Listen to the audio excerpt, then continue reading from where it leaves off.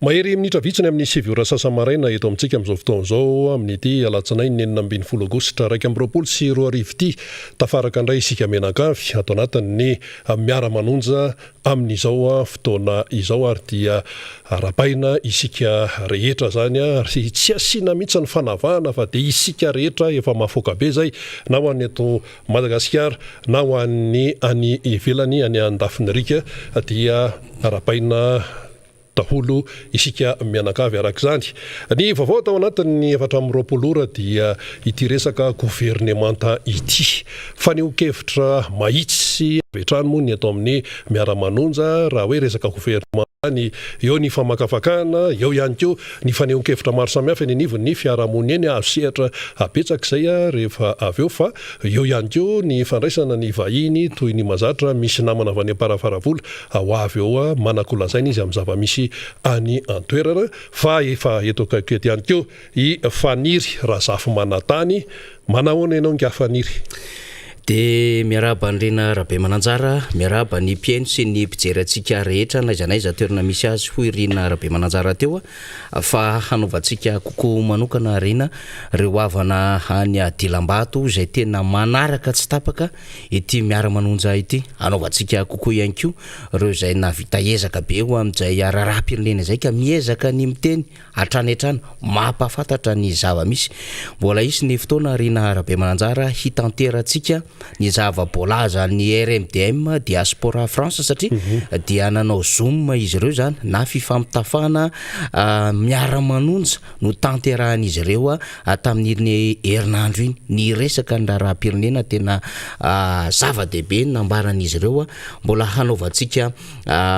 resaka zay amin'izay fotoana hahafahantsika amin'ny resaka azy satria dia heverina fa ny lanjan'ny adefitra zay entin'ireo namana avy any ivelany dia raisitsika ho zava-dehibe zany satria dia tsy isika rery no Miara Manonja rina rabe mananjara fa reo namana any amin'ny toerana zay manodidina ny 100 kilometatra miala ny Madagasikara dia liana amin'ny zava-misy ety Madagasikara izany ny eto toerana moa zany dia samy miandrandra amin'izay zava-dehibe sy ny vokatsoa ho an'ny fampandrosoana izay ny rehetrarehetra ary zany no nanirina ny fahaterahana ambady be voka na dia sary-piterahana ara tokony tamin'ny 4 ora omaly dia tany amin'ny 5 ora sasany na tamin'ny 9 ora latsaka fahatelon'ny tanoany vao tafavoaka ny gouvernemanta vaovao ho resantsika betsaka zany rina rabe mananjara fa andelo ho lalovantsika fa saiki takona tao anatin'ity resaka fananganana gouvernemanta ity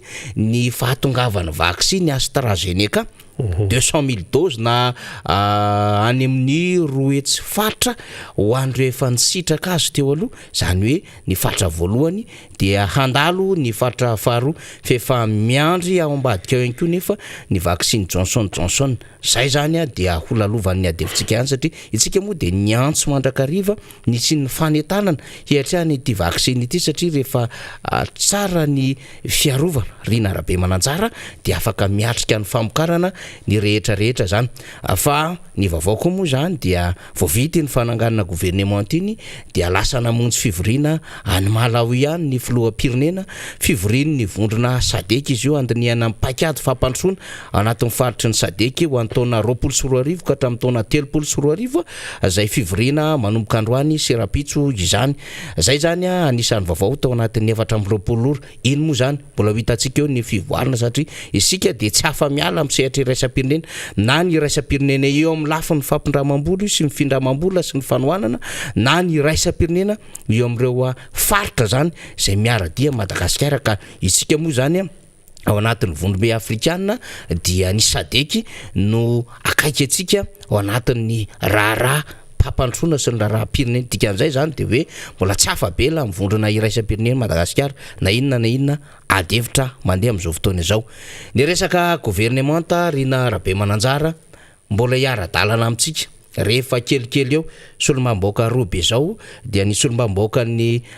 distrikana Avaradrano Randrimbolaina Algerie sy ny solomamboaka ny distrikana Tsimondrano dia Ratsimbazafy Alain mbola manakambara betsaka ao anatin'ny fizarana hevitra ny fanadihadiana ao anatin'izao raharaha zao izy mirahalahy reo zay ampiomanana antsika zany satria dia hitondra ny heviny zany manoloana an'izay izy ireo fa raha atao indray mibango fotsiny Rina Rabe Mananjara de hoe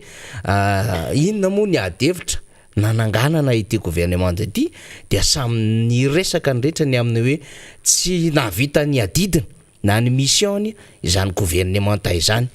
raha oharina amin'ny zava-misy maimaika amin'ny fomba fijery iaina ny vaoaka ny andavanandro aloha zany de hoe niakatra ny vidim-piainana fa teo ihany koa ny korotana samihafa ara-politika ara-sosialy ary ny fahampitehana ara-ekonomika amin'izao fotoana izao ny antotanisa samihafa no nanamarika izay Rina Rabe Mananjara ary ny antsoantso ny olona rehetra de nanamarika izay tsy mba hoe ny antso ny fanoherana irery no nanamarika izany raha izay manko dia mety isy hevitra hoe efa angotenda amin'ny mpanohatra zany efa tsy anjery mpanohatra zany efa fomba fiady mpanohatra ny mitsikera sy ny mitabataba ny zava-misy amin'izao fotoana izao fa ny tao anatin'ny fitondrana mihitsy no ny tabataba zany tsy mahavita ny asany ny gouvernement de rehefa ndresaka gouvernement dia tsy ireo ministra mpiambana ihany Rina Rabe Mananjara fa tao anatin'izany ny prime ministre dia tao anatin'ny ray volana maherintsika na voambolana hoe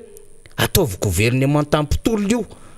ary homeo asiny reo nanoana ny filoham-pirenena fa raha reo ministra reo dia tsy mahavita an'izay asa izay ary tsy lay ezaka sy lay toetsaina nentina ny tolomana ny tondrany raharam-pirenena fa manana calcul hafa ary mivoana amin'ilay fomba fijery n'ilay fitondrana ny zava-misy zay ny nambaran'ireo mpitolona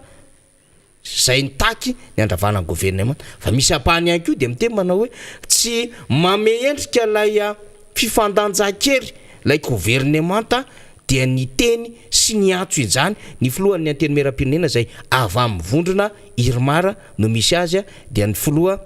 Christine Razanamaso de ny teny mihitsy hoe ataovy mba misy endrika avy aty amin'ny solombavambahoaka le izy satria hiainana kokoa zany hoe ny solombavambahoaka amin'ny mahandro mpanjakana mpanao lalàna azy no manara-maso ny asan'ny gouvernement ka mba hanana anjara kokoa reo solombavambahoaka ao anatin'izany gouvernement izany reo adevitra roa reo angambana tena adevitra lehibe miampy an'ilay hoe tena fitotonganana ny vidim-piainana sy ny fahampitehana ara-ekonomika sy fikorotanana ara-sosialy sy ara-politika eto Madagasikara iny moa zany tsy afabela tao anatin'izany eviday adevitra izany ny filohan'ny republika ary rehefa tsy afabela izy dia voatery namosa izy tamin'ny herinandro ambony fomba fiteny zany namosa zany na voatery ny teny izy namoaka ny zava-misy ny amin'ny hoe eny ary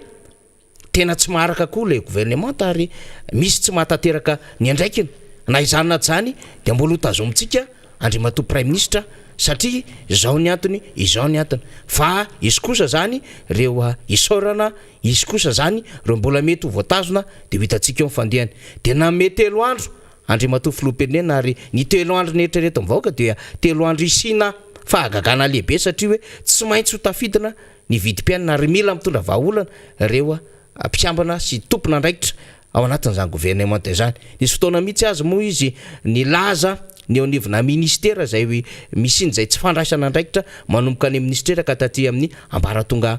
samihafa zay Rina Rabe Mananjara ny telo andro anefa dia tsy telo andro zay nisy ny fandaminana ny vidim-piainana no hitantsika Rina Rabe Mananjara fa telo andro zay namoahana communiqué officiel de hoe tapitra ny feptom-piasany ireo mpikambana anivon'ny gouvernement efa nanaovana adevitra lehibe zany hoe tsy mety zany resaka fiteny zany eo amin'ny lafiny fitantanana ny raharam-panjakana satria tsy misy feptom-piasana ny mpikambana eo anivon'ny gouvernement io de aminay posy andraikitry ny filohan'ny republika zay nanendry azy ireo zay ny zava-misy de samy andro zany sika satria mandra-piandry ny didim-panjakana manendry ireo mpikambana vaovao zany de ny andry ny rehetra nampanantenaina zany fa ho malaliada tamin'ny efatrora tamin'ny enin'ora latsaka vao mivoaka ny gouvernement Rina Rabe Mananjara iny izy 230 no isan'ny Rina Rabe Mananjara ao anatin'izay 230 zay dia folo zany no notazoma tamin'ireo mpikambana teo amin'ny gouvernement vaovao ny ambony dia natsahatra tamin'ny asany teo amin'ny 12 tanoany teo amin'ny 12 tanoany fa 12 zany no mpikambana vaovao de amin'izay 12 mpikambana vaovao zay Rina Rabe Mananjara dia misy ny ministra, misy ny vice ministra, misy ny sekretera mpanjakana zany, sekretaria mpanjakana zany. Zay zany no firafitra vaovao anatin'izany gouvernemanta izany. Dia eo ny hanombohan'ny adevitra amin'izay satria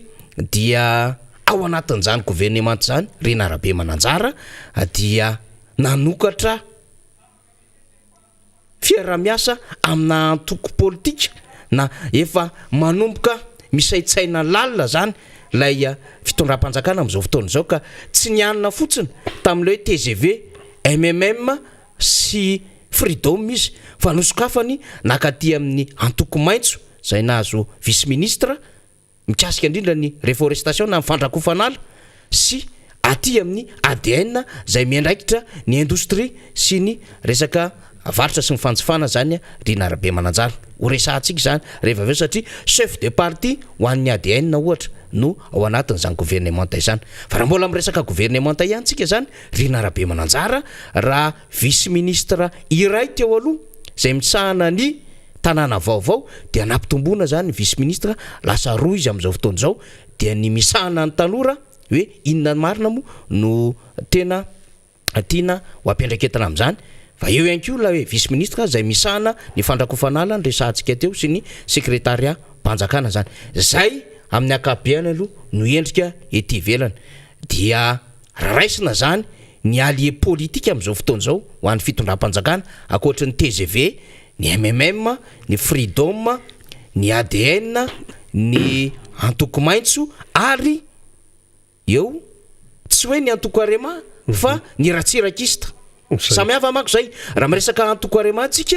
dia misy mpitatana zany antoko arema izany, misy secrétaire national zany antoko arema izany, fa ny fanendrena ny zanaky ny filoha teo aloha zay mbola tsy ao anatin'ny rafitry ny antoko arema mihitsy izy fa manana fikambanana ho an'ireo mpanomana an'Andriamatoa deratsika dia izy tsika hoe ho fisaorana ny vita an'Andriamatoa filoha angambany tamin'ny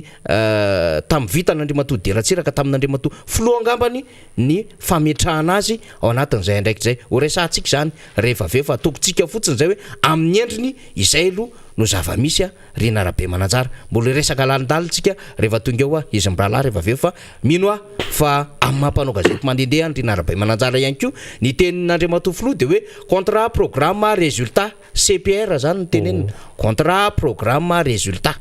Ary dia isy mihitsy ny fanaovan-tsony samihafa mba hatratrarana amin'izay voalaza fa tanjona izay eo ny adevitra Rina Rabe Mananjara. Ka zay indrindra tonga dia fanontaniana mipetraka manao hoe fa inona zany natao nandritra ny roa taona sy tapany satria sasaka zany zao ny fitaom-piasan'ny filoha roa taona sy tapany zany zao mbola ambony eo dia misasaka dia hoe ahoana zany fomba fa inona no natao hatramin'izay. Zay fanontanian'ny olona anankiray dia ny tena moa mpanao gazety mandehandeha dia natao voalohany dia hoe nanahoana no fandraisan'ny olona ny sarambabem-bahoaka hoe voaka hony ny gouvernemanta rariva mety rariva hony mety tsy rariva hony dia avy eo rariva tapoka dia rehefa mivoaka le izy dia alohaloha dia tsorina fa tsy taitra ny sarambabem-bahoaka tsy taitra zany hoe le fiarahamonina amin'ny akapobeny mihitsy zany no tsy taitra rehefa tena jerenao le izy dia hoe maninona reto olonreto tsy taitra kanefa amin'ny fahefanam-panatanteraka no voakidika ao anaty gouvernemanta ny voakidika. Rehefa tena natao ny fanadiadiana sy ny fanontaniana dia hoy ny olona hoe ny resaka vidim-piainana zao mamay anay, ny resaka tsy fandriam-pahalemana zao mamay anay fa zany resaka politika zany. Zany no tenen'le olona eny amin'ny sarambabem-bahoaka eny zany hoe misy ihany no hoe nanaraka dia misy ny tena hoe tsy taitra tamin'le izy mihitsy fa maninona ary le olona no zay no fihetsika aseho an'izany aty ivelany. Dia zao no zavatra eny teny rehetra teny hoe misy tenenana hoe mialana katso dia ambodepina, misy tenenana hoe lakiloso mopera io ka ny teo ihany ny teo misy tenenana tateoriana hoe ikotsy-zafy ihany ny leksisy satria maninona miteny zao tsika hoe gouvernemanta vaovao raha ohatra aloha ka tena hoe misolo ny gouvernemanta dia misolo ny prime ministre. Zay aloha zany tena hoe raha misy prime ministre eo a dia minana ny ekipany izy dia misolo ny prime ministre dia gouvernemanta vaovao zany fa ity tsy zany ny prime ministre eo ihany fa ny azo ilazana zany raha fanazaviny teo dia hoe fanamboamboarana noho ny za tsy ny tena hoe fanamboarana fa hoe fanamboamboarana satria tena zao anao atao hoe misy any manodidina androporomaireny hoe vaovao zany ao anatin'ity ekipe ity fa rehefa jerenao izy tsy vaovao mihitsy satria zany hoe le olona mety tsy ministra amin'izao le olona ny tany aloha izy tsy ministra na hoe sekretera mpanjakana ohatran'izany fa efa tao anaty fitondrana ihany izy tao anatin'ny atao hoe ny fahefanam-panatanteraka ihany ny akamaroany ohatran'ny sasany hoe lasa ministra sasany tale sasany teo anivon'ny primature sasany député teo aloha dia zay mahatonga an'le olona hoe mialana akanso dia sasany conseil spécial sasany conseil spécial dia ozy ianao hoe mety hoe vaovao ve zany tsy vaovao mihitsy io fa nitota ihany no avadibadika ao anatin'le izy zay zany no fomba fahitan'ny olona azy tonga dia hoe fijery mahitsy fotsiny zany hoe misy endrika vaovao ekena hoe mbola tsy fahenao amin'ny eno manjery mbola tsy fahita amin'ny tele mbola tsy fahenao amin'ny gazety fa ny andraikitry le olona dia efa tao ihany zany dia rehefa nanontaniana le olona dia ny mpitazana zany dia ny averimberiny foana dia hoe zay divitry ny fahasaranana ahoana no ahitana sakafo ahoana ny kojakoja ny ankizy hidirana amin'ny fidirana 2021 2022 ahoana ny atrehan'ny tantsany taopambolena ahoana ny fandrimpahalemana dia zay zany no tena hoe nisongadana no ety anivon'ny fiarahamonina fa ho an'ny tena hoe mpandinika politika sy hoe mpanaraka ny raharam-pirenena dia tonga dia zao ny teny mahitsy hoe na ho amboariny mpiry ary io raha ohatra ka tsy mipetraka tsara mihitsy ilay hoe fanarahana ny fanekena tamin'ny vahoaka hatramin'ny voalohany dia sarotra ny inona ny hoe fivoarana eto amin'ny firenena ohatra lehibe ao anatin'izany na ho soloana ho impolo ary io rehefa ny lalam-panorenana mihitsy ny voahitsakitsaka sy tsy ajaina dia ahoana moa ny irosoana amin'ny tena hoe azahoana fanantenana hoe isany fampandrona satria any amin'le fototra mihitsy any voa any amin'le tena aretina mihitsy ny tena voa ary zay natonga ny RMDM namoaka tao anatin'ny feikefitra any amin'ny voalohany mihitsy hoe aka le lalam-panorenana voahitsakitsaka dia alao mihitsy tena repoblika vadimy satria tenentsika foana rehefa miova lalam-panorenana dia miova repoblika ny dikan'izay zany hoe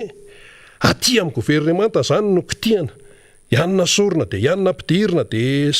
misy sarana dia asiana sekretera fa le ary amin'le fototra aretina tsy voaresaka raha nataoko ara hoe vadibadika eo foana io rehefa tsy voahaja ny fisarahany fahefana séparation des pouvoirs inona ahoana raha moa no ahafahan'le ministra ataontsika hoe tena anao ny tena asany tena hoe mahitsy zany sy hoe ao anatin'ny tena fahalalana tsara raha toa ka misy zavatra manalokaloka mbola tsy voavaha eo ambony eo lalam-panorenana tsy voantsa ny séparation des pouvoirs tsy mipetraka tsara fa ohatra mbola misy mifampitsatsaingotsaingo zany jerentsika avy aty ivelany ety ahoana no ahafahan'le ministra na le tompona andraikitra ao anatin'ny fahefanam-panatanteraka manao tsara ny tena asany raha ohatra ka mbola misy endrika tsy fanajana demokrasia eto amin'ny firenena reny nefany tena takinny sehatra iraisam-pirenena ary tsika tsy afaka inolon'olona fotsiny eto fa tsy maintsy miara-miasa amin'ireo ny fanajana ny zololombelona any amin'le fotony any mihitsy zany any amin'le tena fotony iaingana mihitsy no misy zavatra tsy tokony ho arahana zany zay zany ny tena anisan'ny zava-dehibe ao anatin'le izy ka tsy mahagaga zany le olona raha hiteny hoe tsy zay tsy dia tena anina n'izany loatra fa resaka politika zany sy ny sisa tsy gaga mihitsika raha ohatra ka zay no tenen'le olona dia akoran'izay ihany koa mba tena zavatra takiana zany amin'izao fotoan'izao miainga avy any amin'ny hevitra ny sarambabem-bahoaka ihany io nantaniana zay hoe tavaresaka dia hoe fa inona zany ny tena tadiavinareo inona ny tena tadiavinay ozy zany ny olona dia zao tsy hoe resaka ao anatin'ny gouvernemanta ihany fa tena resaka hoe pitarika mihitsy na hoe mpitatana mihitsy satria ministra mantsy tafiditra ao anaty zay pitarika izy sady mpitatana koa izy amin'ny département zay iasany fa rehefa nandeha zany ny filazana ny hoe nisy hoe vaovao zany ao anatin'ity ekipe ity dia nandeha le filazana momba an'le olona zao ny diplômany zao ny traikefany tena manam-pahaizana izy sinsisa zay zany no arentirety ary zay moa zany no mahazatra hoe ahafahana hoe mametoko zany ny vahoaka hoe olona mahay io olona zao sinsisa ary zay no nahazatra hatramin'izay fa ozy le ray aman-dreny zay tafaresaka tamiko omaly alina zao ny teneniny hoe Madagasikara ozy manan-karena olo manga fa mahantra olo marina inona ho any tianao tenenina amin'izany ny tiako tenenina ozy dia zao tokony mba anisan'ny jerena ao anatin'ny kritera amin'ireny zavatra eny tsy hoe ny diplôma fotsiny ilainy zay sy ny traikefa fotsiny fa hoe le olona ve tena samy joro amin'ny marina ary io averimberiny président Ravalomanana foana io ohatran'le teo zao le feonantetsy beorika dia mbola naverimberiny hoe mijoroa amin'ny marina manahoana le olona manoloana an'izay matahotra an'Andriamanitra ve le olona amin'ny fiainany andavanandro tsy mbola miresaka diplôma sika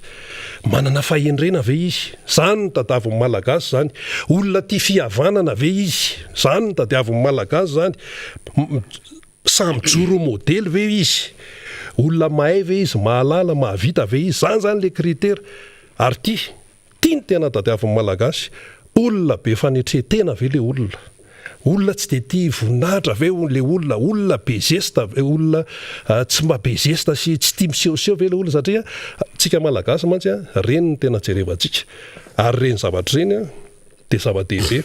fa ny fananana diplôma tompoko singa anankiray fotsiny ny fananana diplôma sy ny fananana traikefa marina hoe firenena no entana tsy maintsy manana diplôma ianao tsy maintsy manana fahaiza-manao fa raha manana diplôma tena hoe mandifotra ny trano ary ianao kanefa tsy manana fahendrena io tsy voatery hoe tamin'ity resaka ty fa rehefa hoe pitarika zany ianao dia mila mipetraka izay zavatra zay ary olona tsy mpanasoaso ihany koa satria ekipa zany no entina ao anatin'le izy ka zay zany anisan'ny atao hoe tatitra fotsiny zay fampidirany resaka ihany ety amboalohany namana faniry amin'ny fomba fahitany ny besomaro an'le izy fa raha ohatra hoe ny any fototra mihitsy no tsy voaja aza manantena hoe zay zavatra hoe tena koavana iseho raha ohatra ny lecture tsotra Rina Rabe Mananjara na amin'ny endriny na amin'ny composition an'ilay ekipa betsaka ny azontsika ambara amin'io ohatra fotsiny zany zao no resahantsika zany dia hoe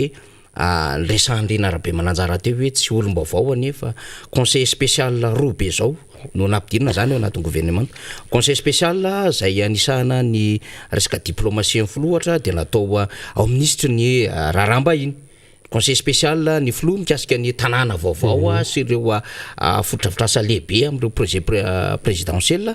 dia nomena zay andraikitra na secrétariat d'état zay mikasika an'izay andraikiny teo aloha zay zany ohatra tsy olom-baovao zany fa natao ihany ary efa nanana andraikitra tamina fitondrana teo aloha raha zany secrétaire mpanjakana izany raha ohatra ilayntsika zao ohatra verina amin'ny andraikitra hafa dia efa nambaranao teo misy talety eo anivon'ny présidence dia nomena zay andraikitra zay anana ny ministère zay sany eo anivon'ny resaka fifandraisan-davitra ohatra dia misy ny tale zay teny anivona ministère tale généraly nomena vice ministre efa nresahanao teo zany fa misy koa amin'ny endriny hafa kely Rina Rabe Mananjara dia ireo ekipa niaraka amin'Andriamatofilo tamin'ny Covid-19 tamin'iny taona lasa iny dia saiky nomena andraikitra ohatra zany ny tsy mampaninina no miteny izany dia ny professeur Volontina ohatra zay nisan'ny nanentana nitondra ny tatitra tamin'ireny eritrerentsika ny Covid-19 tamin'ny herintaona ireny dia fantatsika fa natao tale général ny ONN dia taty aoriana ny docteur Manitra dia mena andraikitra teo anivon'ny ministère ny fahasalamana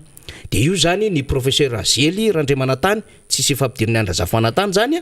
dia lasa ministre ny fahasalamana zay anisany tena nanana andraikitra tamin'ny fanetanana tamin'ireny Covid-19 reny zany dia karazany hoe promotion ihany zany sady sary sy olona efa hita ny masony vahoaka malagasy aka ohatra indray zany tsika hoe ny eo anivon'ireo ministère sasany zany ataontsika zany ohatra ny ety anivon'ny tanora dia fa solo mba mboaka ny morondava teo aloha fa nasolo endrika hafa moa izy tamin'ny fifidianana farany teo zay mpanakanto no nasolo azy de zao zany izy natao ministra zany ny sasamoa zany ary ty ny zavatra nahavariana fa ho resantsika miaraka amin'ny député mirahalahy rehefa avy eo nisy ministera no vakiana ohatra zany zao ny ministeran'ny fizahatany sy ny fitaterana sy ny resaka toetrandro de anzaraina roa nefa zany le nambara teo aloha atambatra mba hisiny le fitsitsina de mivakina indray zany lasa ministeran'ny fizahatany fotsiny zany no notazomilay ministra fa ny ministeran'ny fitaterana zany de nampifamadihana fotsiny ny andraikitra le tao amin'ilay tanora teo aloha ny andraikitra ny ministeran'ny tanora ohatra indray zany raisitsika ny eo anivon'ny mika ohatra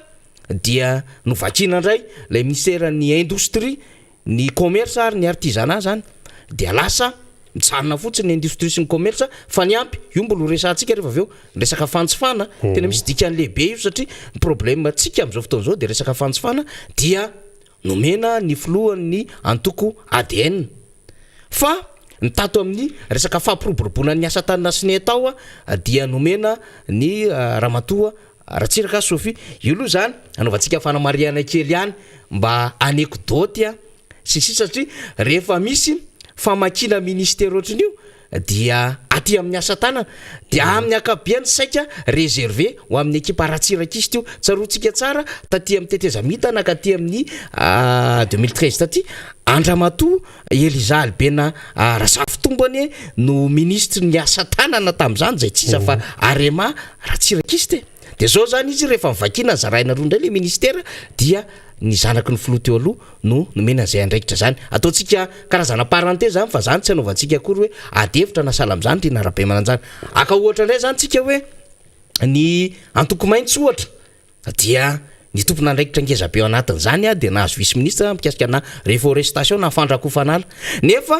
eo mbola resantsika rehefa avy hoe vao tamin'ny herinandro ambony nanao campagne na communication ny resaka charbon ary namelively ny ministre ny tontolo iainana sy ny resaka développement durable izany tompona andraikitra zany de am'izao fotoana zao izy nahazo andraikitra eo anivo ministère ary ao anatiny chargé miaraka mihitsy amin'ilay ministre ny tontolo ministère ny tontolo iainana le misy azy de hoisika ahoana ary na ambiance ao anatin'izany nefa vao tamin'ny herinandro betsaka ny adevitra zay ataontsika avant-goût ny zavatra ho resantsika rehefa avy eo rena rabe manjara fa ianao moa mbola anana vahiny mbola betsaka ny azotsika ho resahana amin'ity mbola iresaka enquête de moralité tsika nisy ve zany sinsisy satria betsaka ny zavatra azotsika resahana fa angamba homeko anao aloha mifandaminana satria mbola andray vahiny avany amin'ny député Rabekitsahana lavitra tsika avy any parafara volany de efa vonombonao vahintsika de rehefa avy eo miveriny eto ihany ny tenako miaraka ny solombavamboaka amin'ny rahalahy rehefa avy eo ka zay mihitsy ino moa tsy azo ny lalovana fotsiny ny am'izay hoe gouvernement zay satria fiainam-pirenena io fa etotsika zany no miaina azy ary na inona tenenina dia ny trangan-javatra eo anivon'ny androm-panjakana dia tsy maintsy misy fiatraikany any amin'ny vahoaka zany na inona tenenina ho isika de tsy maintsy zay no zavatra misy eo kitihana ny gouvernement de any amin'ny vahoaka no ifatraran'izay misy ny fanovana etserona fikitihana ny zarozaroa dia any amin'ny vahoaka no iatefan'izay misy ny fanendrena gouverneur na tsy misy andalana ray raha ao anaty lalam-pandroena miteny an'izany de any amin'ny vahoaka no iatrakan'izay ihany koa ratsy ny lalana de ny vahoaka ihany koa no iaran'izay fa raha tsy ndalan'izay ohatra ihany reny fa mbola ho jerentsika eo ny atoyany amin'ny fandraisana ny zay mpisehatra manaraka eto fa efa hitako keto aloha zany Andriamatoa Raex i Raex dia tonton Raex ny tena fahalalany olona azy izy dia avy eo amin'ny rodoben'ny mpanoatra ho an'ny demokrasia eto Madagasikara filoha mihitsy izy ao amin'ny distrikany Amparafaravola matetetika ny avy any Amparafaravola aloha dia efa teo ihany koa moa ny solombavamboaka fa zao zany tena hoe olo-pirenena sady manana andraikitra any amin'ny distrikana Amparafaravola no tonga eto fary-mialabanao aloha dia faly miarahaba ny zokolahy Rina Rabe Mananjara dia faly miarahaba koa ny vahoaka malagasy zay manaraka sy mijery antsika izao eny fa na dia ny eto an-toerana zany na ny any ivelany manontolo maneran-tany io arabaiko manokana eto ny vahoaka ao amin'ny faritra loatra mangoro zay tsindriko manokana amin'ny commune Antanambe, commune Morankrom, commune Amparafaravola. Za moa dia tontora Eksa, filohan'ny fikambanan'ny tantsaha, fitami, fikambanan'ny tantsaha miavitena. Zay fikambanana ny joro ara-dalàna raha-mpanjakana io tamin'ny 20 oktobra 2000. Zany hoe efa nisy taona maromaro zany noho n'ilay joroan'ilay fikambanana zay manana mpikambana zany izy io satria ny any aloatra manko misy ny ataontsika hoe ampitandrefana dia misy ny atao hoe ampitatsinanana dia ny mpikambana ao anatin'izy io zany hatramin'ny androany dia misy eo amin'ny 350 sy 700 olona. Betsaka zany. Zay zany no anatin'ny fikambanany tantsaha miavitena. Ya, zay mombamomba anao zay fa tonga dia atsidika ety amboalohany aloha hoe io ny endrika gouvernement aloha satria anao olom-pirenena io ny endrika gouvernement aloha ahoana ny fahitany tonton Eksa sy ny atao hoe mba fijerinareo azy ianao tahatsara teo mitazana avy ety ivelany ianao zany. Ya, joro maly tamin'ny 9 latsaka fefany marina moa no voatendry ireo ministra sy ny sekretera mpanjakana zay miisa 230 taritiny premier ministre Tsay Kristin. Amin'ny ankapobeny moa dia misy ilay fomba fitentsika malagasy hoe dia volan-kakafitra omaly tsy miova. Zay zany ny fomba fijery amin'ny masitoyana koa amin'ny maha-olo-pirenena tsotra. Satria nahoana? Satria raha ty ivelany fotsiny zany mijery hoe iza rakoto, iza randria, iza rabe, iza rasoa dia ny ao anatiny ihany no mifamenifeny zany hoe ohatra ny renitetim-panorona reny ty atao mankato dia ty matao akato dia ty banga dia asina vato ato. Zany hoe aminay tantsaha zany amin'ny mantanky amin'ny filohan'ny tantsaha zay tena iringiriny tantsahany ambanivohitra anako tsy dia lahara-pahamehana aminay ny fanoloana gouvernemanta ary tsy mitondra ninina hoe zavatra vaovao voanomboka moa izy te fa io zany amin'ilay teneniko teo hoe dia volan-kakafitra fa ny tena andrasan'ny tantsaha vahoaka madinika dia ny zavatra tena mipakany fotony raha tsy laza fotsiny resaka masom-boly sy ny zezika raha tsy laza koa afa-tsy ny hoe zavatra fiainana andavanandro ny PPN sy ny sisa izay vidiana zany hoe le fahefana mividy mihitsy zany zao no efa fa tsy mazaka ny isam-baravarana zany hoe zany amparafaravola zany tamin'ny fotoan'androny raha nilazaintsika hoe sompotry Madagasikara amin'izao tsika miteny zao Miara Manonja efa tsy sompotry Madagasikara tsony zany district amparafaravola zany raha tsy hisy angany fanovana goavana raha tsy resaka fotsiny resaka hoe foto-drafitrasa zany samaloto zany barastany misy ao Antanambe zany ny digina ambotany lava sy ny sisa ny ato Morankrom ny anosy boribory indrindra ny aria ambody atafana maro tsy tambo isaina moa zany ny zavatra tokony ho aremina satria zavatra nisy tamin'ny androny Somalaka tamin'ny 1979 zay mbola teo ny Somalaka tamin'izany fotoana dia nipetraka le hoe sompotry Madagasikara district amparafaravola fa amin'izao fotoana zao zany dia efa tsy marina tsony zay hoe sompotry amparafaravola sompotry Madagasikara ny district amparafaravola. Tamin'izany hoe fatra aloatra mihitsy hoe sopotry Madagasikara ny anarana tany am-pianarana zany. Ny anarana tany am-pianarana dia zao fa tsy zay tsony. Tsy zay tsony ny zavatra misy fa ny tena tiako tsindriana manokana eto Monsieur Miara Manonja dia mahakasika ny commune Andilana Avaratra. Zany commune Andilana Avaratra zany moa dia misy ny ariana kibony tany ary misy ny toerana ataontsika hoe zetra amin'ny ankapobeny io zetra io zany dia manodidina eo amin'ny 2,5 hektara eo tamin'ny fotoan'androny ary io zetra io koa zany dia misy ny tena mbola faritra rovana amintsika miteny zao zay vao faritra ny balizy nasina balizy zany ary misy ndray zany ilay toerana efa fotsy tao zany toerana efa fotsy tao zany dia somary bebe velarana koa ary zay moa le natsidika tamin'ny voalohany hoe misy ny ampitatsinanana dia misy ny ampitandrefana ka amin'izao fotoana zao zany Monsieur Miara Manonja manoloana an'izay hoe misy tany efa fotsy tao zany iveloman'le vahoaka tsy mandady arona zay le vahoaka madinika zany dia miteraka olana be satria mahatonga le fiterana olana dia efa nisy ny andraikitra ny raisy ny préfet Monsieur Daniel tamin'izany fotoana satria tsinjony hoe le tany efa madio efa fotsy tao izay efa niveloman'le olona nandritra ny 5 taona 20 taona ilay décret-mpanjakana izay mamaritra ny faritra rovana sy ny faritra mando ane taty aoriny fa reo olona reo nanomboka tamin'ny taona 5 efa nanietsa teo efa nanadio teo dia nisy ny marimaritra iraisana ilay marimaritra iraisana zany dia au lieu de 52 000 hectares zany ilay faritra mando arovana na ena ho 46 000 hectares ny arrêté 756 du 19 avril 2015 zay zany arrêté régional nametraka an'izay zany hoe raha 2,5 hectares zany le izy dia na ena 4 sy 4 hectares misy 7 zany monsieur Rina Rabe Mananjara elanelany io le 7 hectares io zany le ataontsika hoe fotsy tao ivelomany ambany lanitra zay nanadio satria io moa zany tany-mpanjakana io ataoko angamba ary zay koa ny lalàna sy nipetraka eto amin'ny tany République Madagasikara hoe zay nanadio ny tany no tompony satria efa 10 taona 12 taona 20 taona reo vahoaka reo no niasa sy ny ny vokatra tao tsy nisy problème amintsika miteny zao dia lasa misy an'izany CFL sy VOI zany re mitondra zandarona mankany an-tanimbary any mamporohoro an'le olona manetsa satria zao manko ny fotoana fanetsana zany amin'ny toerana io zany hoe raha zavaiko zany monsieur Rina Rabe Mananjara lalina andranony loatra rehefa fahavaratra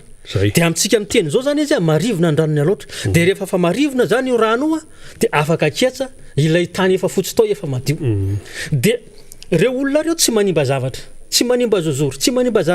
bararata tsy manimba resaka hoe tontolo iainana fa kosa ilay tanimbary efa fambolena hatramin'izay zany misy fako misy adratsy maniry dia esorina reo dia le olona le vahoaka madinika manala an'ireo misy makasary amin'ny alalan'ny portable alaina sarindreo zany reo vahoaka madinika reo dia samborina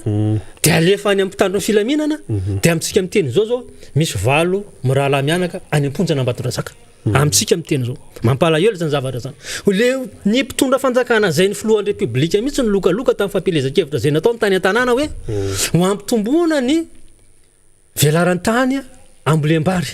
mba hialana fahasahiranana sy tsy fampina vary eto amin'ny tany sy ny firenena zany hoe ohatra misy contradictoire zany hoe ilay tompona andraikitra any an-toerana mihitsy veny tsy mahalala tsy mahafantatra efa misy arrêté io arrêté régional zay natao mpitondra fanjakana tamin'ny fotoanandrony maninona raha jaina io raha vorodamba mivava fa lefa tsofina nisy mifanatonana tamin'ny lehibe mifaritra nisy ny fanatonana tamin'ny préfet ary efa nisy taratasy nalefa taty amin'ny ministère de l'environnement ve fa rito mazava ataovy mazava tsara ilay arrêté zay navoakan'ny région zany hoe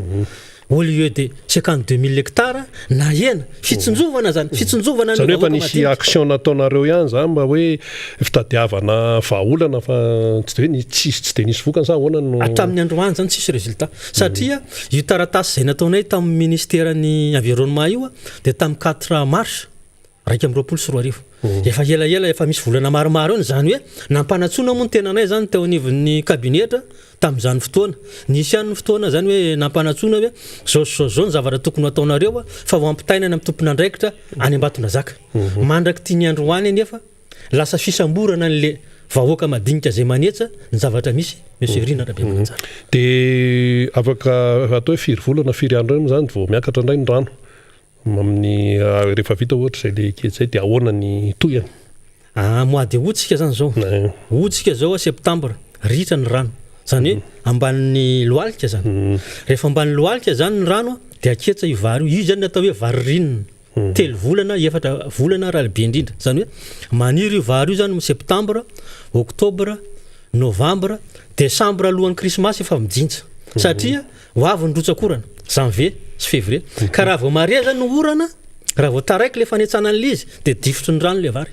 mampalahelo any le izy monsieur Rina Rabe Mananjara satria lay tsy fananana lay tsy fisina zay mitady hevitra le olona mba anetsa amin'ny tany zay hoe tsy manimba zavatra fa tany efa fotsy tao efa nanaiky tsy fidiny ny olona tamin'ny fandroasana tary amin'ny carrière satria zany carrière nandilana zany eny resaka lacrymogène resaka tifitra nandroana vahoaka tao satria mbola mihidy zany ny carrière amin'ny fomba officiel hatramintsika miteny zao dia efa fa mihidy le carrière miala avy eny amin'le carrière le olona zany mandeha midina aty ambany ndray manetsa amin'izay tany tsy manimba zavatra fa efa tany efa fotsy tao dia samborina ndray zay zany zavatra misy atreto Rabe Mananjara zava-misy zany any anivon'ny distrika ny Amparavaravola ary io moa araka ny tenenina teo moa rehefa misahatra mihetsika sy ohatra zany dia tsy maintsy ny any amin'ny sarambabem-bahoaka sy ny tatsasy ny vahoaka malagasy no hiatrika an'izay zavatra ary misy fiatraikany amin'ilay fiainana andavanandro. Efa nyresaka kely no resaka kariera mbola tantara amin'to io ary efa mihaino ny fitantarany ny solombavambahoaka Rabekijana sy ny feo avy any aminareo ihany dia ohatran'ireny hoe any Texas iny manahirana be zany taloha fa tsy hoe Texas amin'izao akory fa tamin'ny andron'ny western ireny no mitranga any. Ahoana ny mety toy an'io raharaha io fahitanareo azy? Ia, ny resaka kariera moa zany dia mbola mitohy zany ny tantara sy ny fitrandrana ao e. Ny kariera moa zany dia misy fotoana izy io mamoaka ary noho izay le ota fady zay ota zay zany dia nisy nijorona tao tamin'ny zoma lasa teo zany. Nisy fangatapitahina tamin'ny Andriamanitra sy ny razana zany zay moa ny riba ela nentim-paharazana mbola tsy hita zay maharatsy azy ny entina nadiovana an'ilay kariera sy le toe-tsaina n'ilay olona satria foko 20 Desambre tonga ao daholo. Misy ny tsy fiankazahoana maro samihafa dia natao nofokena amin'ny tampihavanana famitranana an'ilay samy mpitrandraka dia famitranana an'ilay mpividy sy ny mpanelanelana maro samihafa. Dia maty moa zany ny aomby tamin'ny zoma teo nanaovana an'izay famitranana sy ny fampihavanana ho an'ilay samy mpitrandraka sy ny mpividy ary ny mpitandro filaminana. Zany hoe na dia mbola tsy misokatra amin'ny fomba ofisialy zany kariera nandilana dia mandeha ihany zany le madinidinika sy ilainy amin'ny sisiny manodidina ilay mandavaka satria eo amin'ny 90 metatra ka hatramin'ny 590 metatra profondeur zany zay vao mahita an'izay vatosoa zay. Fa tambonin'ny andro zany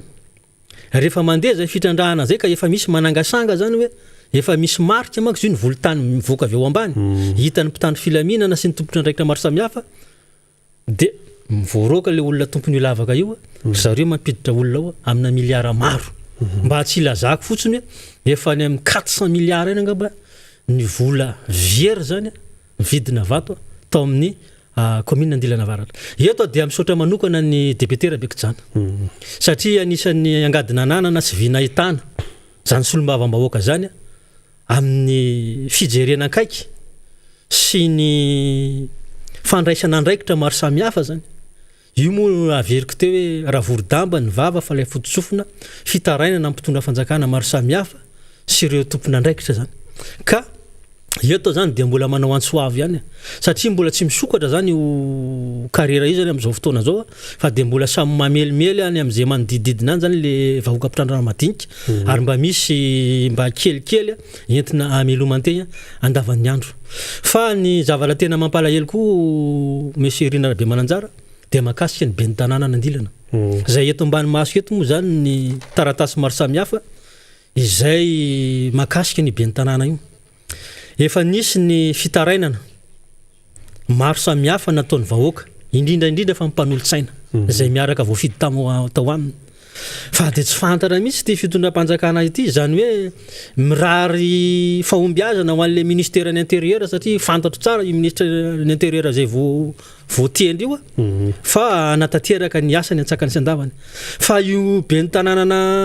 Andilana Avaratra io dia efa misy fitoriana maromaro tao amin'ilay ben'ny gouvernemanta, tao ny tany amin'ny Bianco, tao ny tany amin'ny inspecteur général, tao ny inspection d'état fa mandraky ty ny androany tsisy résultat. Tsy fantatra hoe inona no mahatonga zavatra zay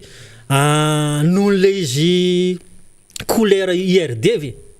zay moa nalany azy tao. Zany hoe izy moa zany tsy lany fa miraviny tena lany tao voafidim-bahoaka fa izy zany nanao ny mikimaky maro samihafa dia izy nipetraka amin'ny toerana. Ary noho le tsy mahalany-bahoaka anazy zay ngambany no manao vazansa amin'le vahoaka ho Andilana fa dia mikaikaiky zay tsy izy eny fa na dia mpiara-miasa olom-boafidy ireo conseiller efa daza miaraka aminy ary amintsika miteny zao dia velo taraina mafy zay mahatonga ny reto fitarainana maro samihafa. Eto ambany maso eto moa zany reto quittance zay resaka détournement des fonds publics angamba zay no tena zahay zany tsy miteniteny foana tsy misy proof fa misy proof daholo ny zavatra resana rehetrarehetra. Reto zao ny fitoriana maro samihafa, reto ny quittance zay mandeha ho azy, reto quittance reto tsy hita hoe mankaiza tsy manka vola amina miliara tsy tokony tsy forona ny tokony hiditra amin'ny commune nefa noho ny afitsika lehibe ny tanàna dia miraviravy tanana vahoaka malagasy. tianareo tongavana zany hoe mba ivoaka ny marina zay mba isy valona fitarainana za hoe inona no satria atreto zany monsieur Rina Rabe Mananjara dia ohatra ny rano atondraka lakambona gisa ihany zany le fitarainana na ambava io na antsoratra dia mba nataonay antsoratra moa zany zareto mba hoporofo so arsiva zany entina hoe zao marina ny tena zavatra misy ataon'ny lehibe ny tanàna commune Nandelana Avaratra fa mandraky ty ny androany tsy mbola namaly ny tany amin'ny Bianco ny inspection d'état ny indrindrandrindra moa tatan'ny ministère de l'intérieur satria efa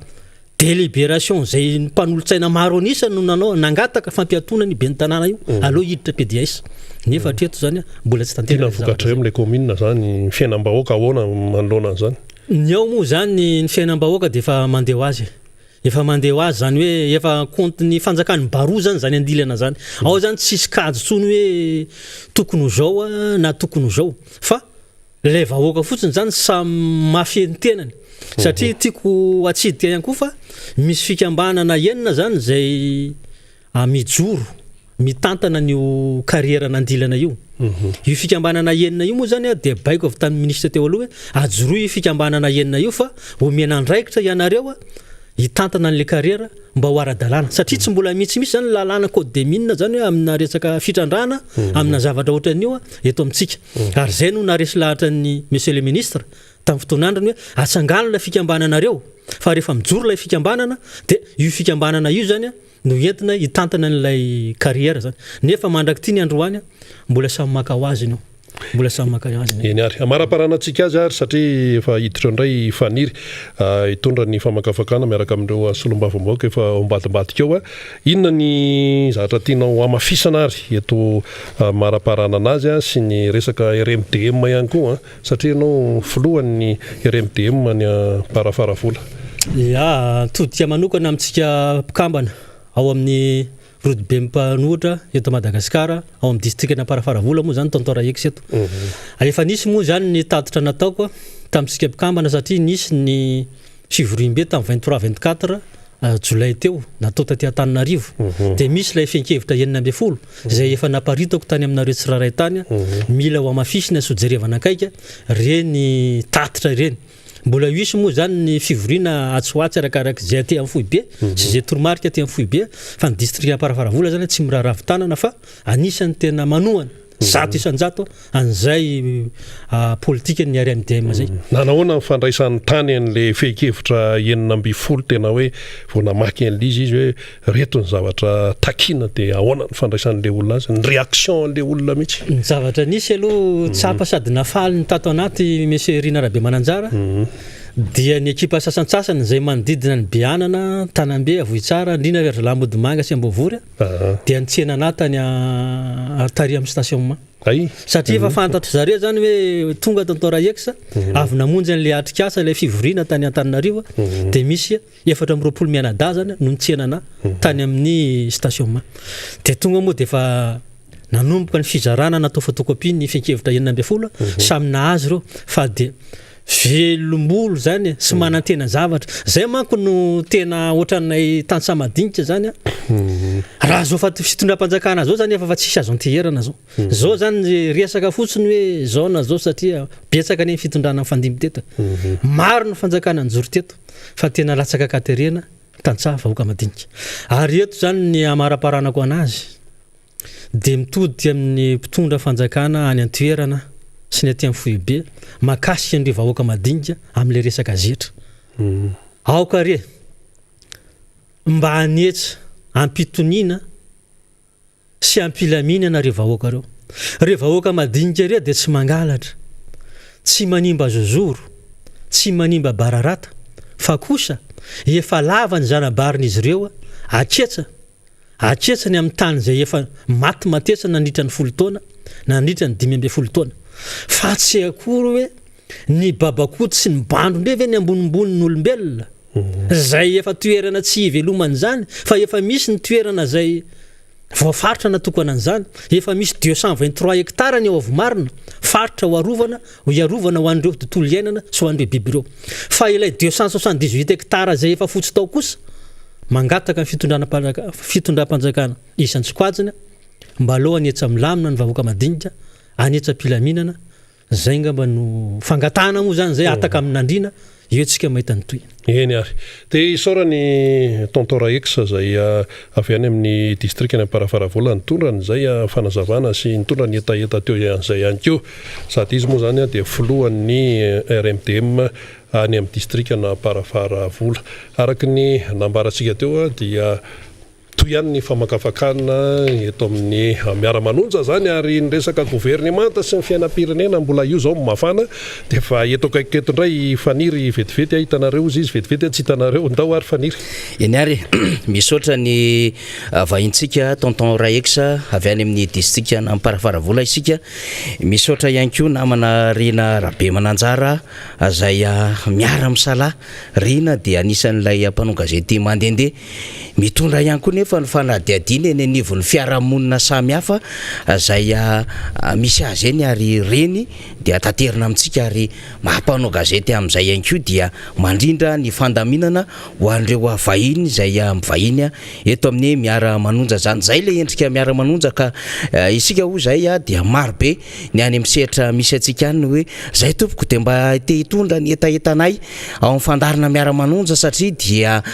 mba misy mihaino ihany itony fandarana tony ary mba betsaka ihany mandray azy satria raha tsorina amintsika dia saika Madagasikara ray manontolo dia mandray ity fandarina Miara Manonja ity amin'ny alalan'ireo tambajotra sosialy izay manao ny fizarana satria dia marobe mihitsy ny partage ataontsika ao amin'ny page Facebook ny MBS sy ny radio Maday ihany koa zany zay mandray azy ny radio eto moa zany fa manao ny fizarana reo FDB zay nivotra atao anatin'izany fandarina izany fa eo ihany ny asa lehibe ihany koa zay ataon'ny onjam-peo ny MBS zany satria dia anoany amin'ny district 440 anoany no mandray ny onjam-peo ny MBS ary dia samy manao ny fitsinjarana ny feo zany reo onjam-peo reo ary samy manana ny ora andefasana izany Miara Manonja izany ary misy any amin'ireo toerana zay handefasana ny onjam-peontsika dia mahazo any ambany ravikazo lavitra dia lavitra any dia mahafinaritra zany azona yakony ihany koa zany ary finaritra ianareo mahare ny zava-misy mahare ny vaovao ary mahare ny tsara ho fantatra eo anivon'ny fiainan'ny firenena sy ny fiarahamonina ankapobeny mihitsy sy ny mbola hoe manana ho avy mamirapiratra za Madagasikara izany koa zay angamba no ataontsika mba fanamafisana na précision any fandraisantsika ity fandarina Miara Manonja ity efetako aketo ny solombavom-bahoaka ny Madagasikara voafidy tetsy amin'ny district na Avaradrano Jeriran-Drembolaina izy moa zany dia tafaradalana amintsika foana rehefa fiandohan'ny herinandro mavitribitrika ny solombavam-bahoaka antsika Avaradrano zany dia tanàna zay manana ny tantarany zany eo amin'ny lafin'ny fiainan'ny firenena mihitsy ny resaka fiandrianan'ny firenena resaka famaroan'ny mponina sy ny vahoaka sy ny commune ihany koa ary indrindrandrindra eo amin'ny votran'ny fampandrosoana satria dia manana velara-tany midadasika manana CEG manana lycée manana fotodrafitrasa maro zany district na Avaradrano zany ary tena mamatsy a Madagasikara raha tsy tentsika hoe iny faritra tsinanana iny any amin'ny faritra Avaratra any sy ireo faritra maro dia ny légume avy aty Avaradrano no mamelombelona zany hatramin'ny voninkazo zay tena mahafinaritra antsika ery Anosy ambadiky ny SGRA sy ny sisiny Avaradrano tompoko no mamatsy izany ny tsena Voamaraimbe eny amin'ny petite vitesse eny Anamotana anany Andravoanga dia Avaradrano tompoko no mamatsy izany ary hitantsika ny fandrosoana Avaradrano vao nahazo ny lalana novokarin'ny Andriamatoa Marc Ravalomanana iny ny bypass dia efa mandeha lay fanitarana tanàna ary mandroso tokoa efa marobe ny espace eny marobe ihany koa ireo fivarotana fiarakodia zay raitra amin'izao fotoana izao sy ireo kojakoja samy hafa dia any Avaradrano no misy izany manino zany resahantsika zany satria dia tsy sanatriany zany kory ny hoe district zay tsy de tena ampy fandrosoana fa tena mamatsy ary manana zay fandrosoana zany ny distrika Navaratrano. Zany ihany koa no mbola iresantsika matetika hoe rariny sitsiny ro solombavambaoka raha iteniny zava-misy ao aminy satria dia ararotana ihany koa ny fotoana ary zay mahasolombavambaoka voafidy tao amin'ny distrika azy. Raha misy ny zavatra resahana amin'ny distrika dia miteny ny solombavambaoka akoatra ny raharam-pirenena ka itodika atsy ny député Jeria ako sady miaraba député Jeria lina ihany koa ny vahoaka malagasy tia eniny feonao ny zavatra tonga de mbe ao an-tsaina avy hatrany député Jeria Randrembolaina dia lay fanazavana sy teny filoham-pirenena omaly hoe mila midina aingana ianareo ministra fa tsy mipetrapetraka anaty birao mihaino ny vahoaka ary mijery zay zavatra ilain'ny vahoaka aingana. Député Jeria Randrembolaina, inona ny azo ambara? Miaraba tompoko. Ya faly miarabanao namana faniry dia faly miaraba ihany koa ny vahoaka malagasy rehetra zay manaraka an'izao fandarana zao na ireo any ampitan-dranomasina na ny eto an-toerana ary manao kokoa manokana ny vahoaka Navaratrano ny tenako satria atao Navaratrano no nalany député ny tenako dia kokoa manokana ho antsika ao Navaratrano. Marina tokoa fa malaza be mihitsy ny ty atao hoe gouvernement vaovao ty namana faniry ary ho ana manokana dia tsy tele hoe fanovana olona mamaika fa niany hoe fomba fiasa ny mila ovaina satria raha tsy manova zay fomba fiasa zay tsy naomby ianao fa hanolo ny olona zay eo ambany fiadidina fotsiny de zava-poana ihany fotsiny zay atao hoe fanovana olona zay fa tsy mandeha araka ny tokony izy le asa ka zay no tokony ataon'ny fanjakana ovaina le fomba fiasa inona ny tena marary ny vahoaka inona ny tena filan'ny vahoaka am'izao andro iainantsika izao ka izay rehetrarehetra zay mila jerena satria matetika nye raha tsy miova zany fomba fiasa zany fa ny olona fotsiny de ohatran'ny fandrebirebena an'le vahoaka malagasy fotsiny raha zavatra ohatran'izay mety hitranga ka izay zany mila tandremana ary mila ovaina mihitsy natao hoe fomba fiasa inona mahatonga ny tenako miteny an'izany monsieur namana faniry dia raha ny zavatra nisy ny ainana teo aloha ary io moa fa teny haingo teo foana ny hoe mila mametraka ny toerany amin'ny tsiraray mila mametraka ny tsiraray amin'ny toerany ny olona na mpitondra fanjakana ary na ny premier ministre na ny ministre na ny atao hoe filoham-pirenena matoa misy ny ambaratonga am-pahefana dia tsy vitan'olo tokana fitantanana firenena satria ny teneako hoe teto Miara Manonja fa na mitondra tokantrano rake manahirana faniry mainka fa hitondra firenena zany tiana ambara eto zany de be deaibe ireo ministra teanao zay asan'izay be deaibe ireo olona atao hoe na ny gouverneur teanao zay asan'izay kanefa tsy mena malalaka izy am'izay andraikitra mena anazy zay hita zany tany anatin'ny teti-bolam-panjakana satria raha misy teti-bolana ministera anankiray tsy tena afaka mampiasa an'io am'izay tetika asa zay nieritreretinao atao ny ministera anankiray fa tsy maintsy miandry ny fanapahan-kevitra filoham-pirenena ohatra zay vao azo atao io na tsy azo atao zany hoe mandeha any amin'le resaka projet présidentiel foana ny foto-davitra asa mandeha zany hoe rehefa metimety amin'ny filoham-pirenena de ataovy fa rehefa tsy metimety aminazy de mijanona treo aloha ka zany rehetrarehetra zany le tiana hotenena mila ovaina le fomba fiasa ao anatin'ny gouvernementa io zany. Eo ihany koa monsieur Faniriny hoe nambaranao teo hoe mila midina eny fotony reo ministra fa tsy hipetraka eo ambony birao fotsiny de gaga ihany moa ny tena inona moa zany no ataondreo ministre eny amin'ny anivon'ny vahoaka eny na any ataoko hoe eny anivon'ny fokontany na eny tsena sy ana rehetrarehetra eny zany zavatra zany manko de ohatrany hoe misy fifangaroana ihany amin'ny asan'ny mahasolombavambahoaka ary ny tena de solombavambahoaka sarotony kely am'izay satria manjary misy fifangaroana asa indray mako ao anatin'izay zavatra izay ny antony dia tsy vo izay nisan'izany hoe ministra nidina teny fotony zany fa reo ministre rehefa midina eny fotony matetika tsy mametraka tsony le ambaratonga am-pahefana misy eny amin'ny tontolo ambanivohitra eny na mibe ny tanàna ka de lasa tsy mahazo zay atao hoe toerana mabe ny tanàna anazy zay fa voatrinjy lenga ministra nefa reo be ny tanàna reo solombavambahoaka na se fokontany rehetrarehetra reo no miara-miaina amin'ny vahoaka ary reo no afaka miaino zay fitaraina amin'ny vahoaka zay marary amin'ny vahoaka zay ka so de olany andro fotsiny le hidiny eny ambanivohitra indray reto ministra na hidiny eny amin'ny tontolo ny ambany eny amin'ny tanàna rehetrarehetra zay atao hoe misy ny vahoaka reo zany ny antony mahatonga ny tena miteny an'izany a mety tonga reny fialatsiny valiana loatra nidina teny mba miteny amin'ny vahoaka tely le ministra dia tsy vita nitsony indray ny taty amin'ny ny asa membre gouvernement anazy na taty amina ministera satria variana loatra nidina teny ifotony teny reo ministra reo ka ny teny ihany ny tena koa hoe aleo mba tsy hafangaro a le asan'ny mpanatateraka sy ny asan'ny mpanao lalàna efa verimberina foana io zavatra io fa tsy fantatro hoe tsy mazava amin'ny olona rehetrarehetra ve le izy ka tsetratsetsa tsiaritra ny monsieur Fanitro satria ilaina fantatra ihany a ny hoe andraikitsy ny tsiraray satria na raha tsy mahalala ny andraikitsy ny tsiray ny atao hoe olom-boatendry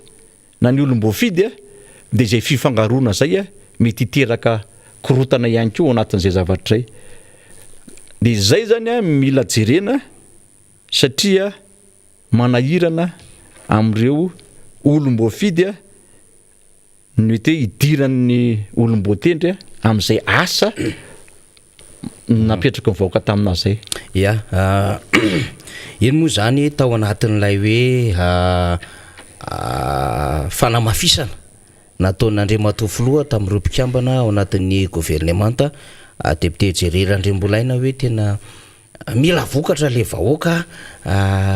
izy moa somary ny teny ihany hoe tsy hoe lesoka ny teo aloha na sala amin'izany fa fantatra ihany hoe mahatonga mpikambana maromaro amapolo no natsahatra tao anatin'izany asan'ny gouvernementa izany dia ahitana taratra hoe tena nisy ny tsy fahombiazana ary raha hitanisitsika zany ao anatin'izay natsahatra izay dia teo ohatra ny teo anivon'ny ministeran'ny vola teo aloha ny teo anivon'ny varotra ny teo anivon'ny atotany ny teo anivon'ny fitsarana zay tena nabe adevitra be ny teo anivon'ny posta sy ny fifandraisan-davitra ny fambolena sy ny fiompiana sy ny jono ary ny arenan-dranomasina ny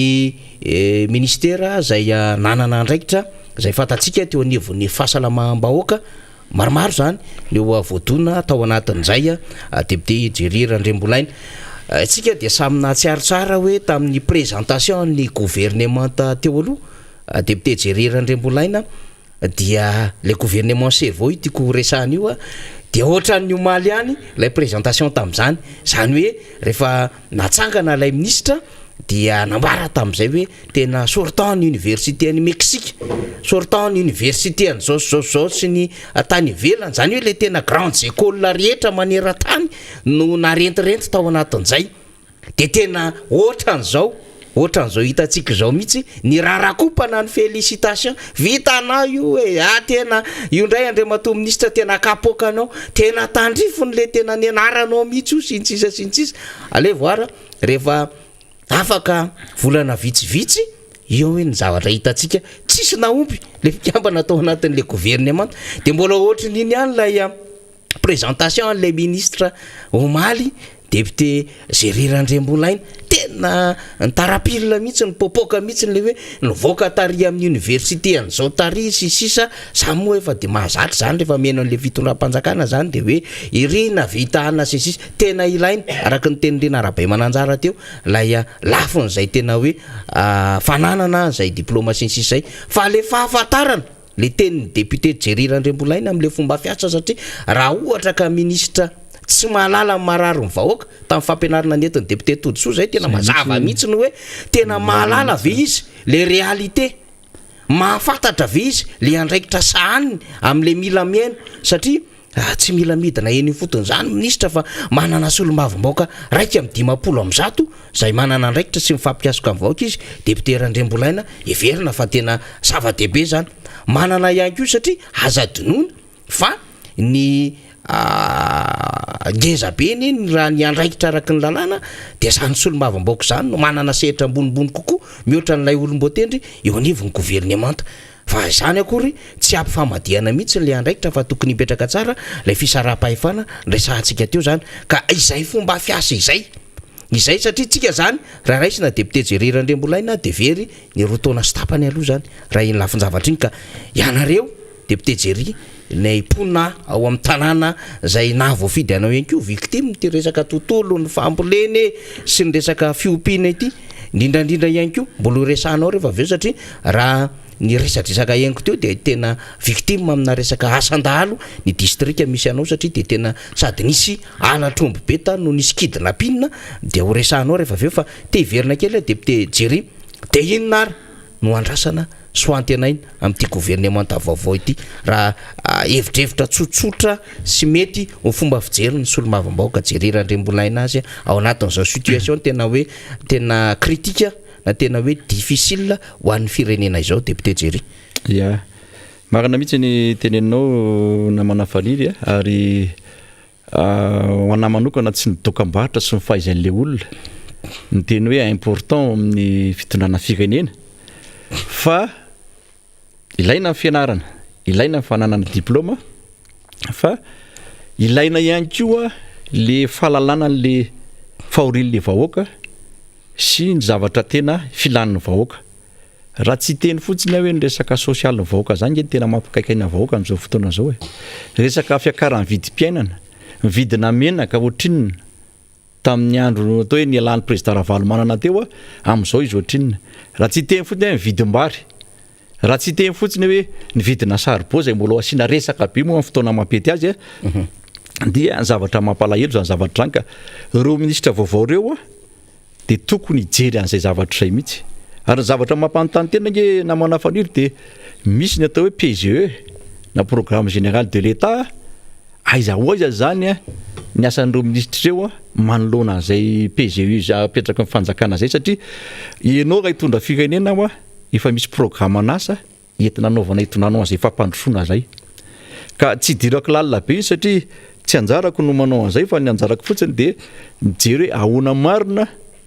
ny fomba ampandrosoana ty firenentsika ity. Eo ihany koa le resaka ina le tenenao to reto momba ministra moa zany ireo ministra zao zany dia tokony omena malalaka amin'ireo programme anasa zay vao voafaritry ny loi des finances zany satria teti-bolam-panjakana io tsy hoe lalina fatany fotsiny fa misy programme anasa ministera tsirairay hoe teti-bola ministera tia ny vola de tia ny asa ho atao amin'ireo vola reo fa ny zavatra manahirana na manafaniry tsy vita le tetikasa zay tokony ataon'ireo ministera reo nefa ny vola lany zay zany mametra-panontaniana zay zavatra zay fa zay zavatra zay no tokony hojerena manokana ihany koa satria mandeha ny tsizy zany ny fampiasam-bola eny anivon'ireny ministera ireny de zay zavatra ireny mila jerena ho an'izay tompony andraikitra manandrify an'izay zavatra ireny moa tokony mba raha maso mihitsy makaiza marina ny vola ampiasain'ny ministera satria raha manay solom-bavambahoaka dia mba manara-maso ihany koa hoe reto ny programme anasa ho atao any avakadrano ohatra fa rehefa tena tonga ny fotoana zay hidinany eny fotony misy amin'ireny asa eny tsy vita. Porofony zany le fionana tamin'ny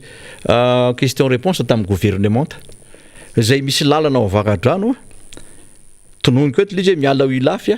voakeriaso manandrarana zay mampikaikaika amin'ny vahoaka ao avakadrano mihitsy zay lalana zay de mivalona ataon'ny ministre ny travaux publics de hoe efa vita ny appel d'offre an'io lalana io fa tsy nakatoaviny ny avany présidence ny vola fanatanterahana an'io lalana io zany amin'izao fotoana zao de zay zavatra zay mampieritreritra hoe verina eo amin'le hoe teti-bola anaovana an'le foto-davitra azy ireny fa voafaritra ao anatin'ny teti-bolam-panjakana nefa rehefa natateraka le asa zany dia manjaviny eny toerana eny le vola tsy vita le asa fa lasa any amin'ny zavatra hafa zay tsy nieritreretina anaovana an'le teti-bola no andanina an'le vola ka zay zavatra zay lasa miasa maina le solom-bavambahoaka satria le solom-bavambahoaka mba miezaka mba hitondra le etaeta ny vahoaka sy le fitaraina ny vahoaka nefa any amin'le mpatantanteraka lasa tsy manatanteraka le zavatra ilain'ny vahoaka zany ka zay manahirana amin'ity le resaka hoe ambaratonga am-pahefana zay tsy mipetraka amin'ny tokony isy de zay no teneniko anao teo hoe raha manova fiasa le gouvernement dia mety azo eritreretina eny isy fampandrosoana eto Madagasikara fa raha tsy hanova le fomba fiasa de ao anahy manokana lany andro fotsiny raha nanovan'ireo gouvernement reo atsika ianao koa moa nametraka teo hoe maninona no lasa miampy le misy misy ministre sy ndraidraketra zany manitsy kely an'le voalaza mazava be na inona tenentsika dia tsy naomby reo ministre teo aloha reo ary voapirofo zany zavatra zany tamin'ny asa nataony ary na ny mpitondra fanjakana na zareo samy ao anaty mahafantatra an'izay hoe matoa reto ovaina dia tsy naomby zany tamin'ny asa izay napetraka taminazy maninona ihany koa reto ministre reto nasiana reto vice ministre reto a dia mazava ho azy fa io tsy kilalao tsy vitan'olo tokana zany raha fampandrosoana firenena ary eo ihany koa le eritreretra ihany koa zany fitompanjakana hoe mba te hampiseho zavatra be eo anatin'le roataona sy tapany izay anaovany an'le asan'izay nefa za miteny aminao fa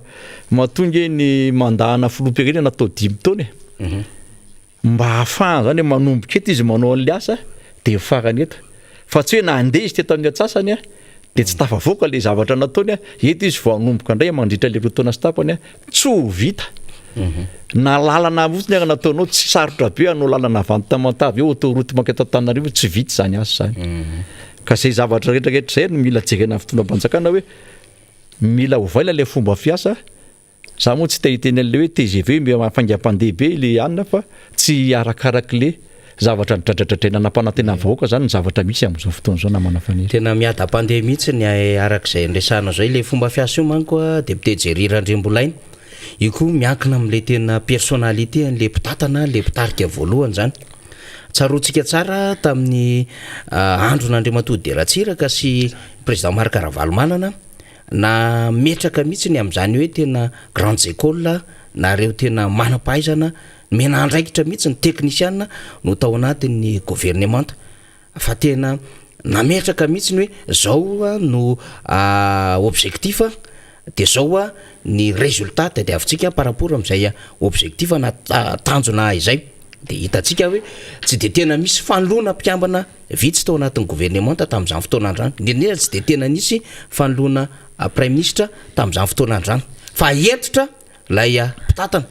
ary nisy mihitsy ara tsaroantsika tamin'Andriamatoa Marc Ravalomanana dia hoe tena nanomezana fiofanana mihitsy ho an'ireo mpikambana teo anivon'ny gouvernement ary tsy ireo ihany fa hatramin'ireo lehibe ny faritra député Jerry Randriambolainy zany inona dikan'izay marina fefananana ny traikefa sy ireo fianarana ny ratovina ireo ministra sy ireo lehibe ny faritra ohatra tamin'izany fotoana androany fa nampitomboana sy no amafisina kokoa izany mba hahafahana manatratra an'le tanjona ka ity zany motsika hoe mitovy tamin'le présentation le gouvernement teo aloha lay serveo le hoe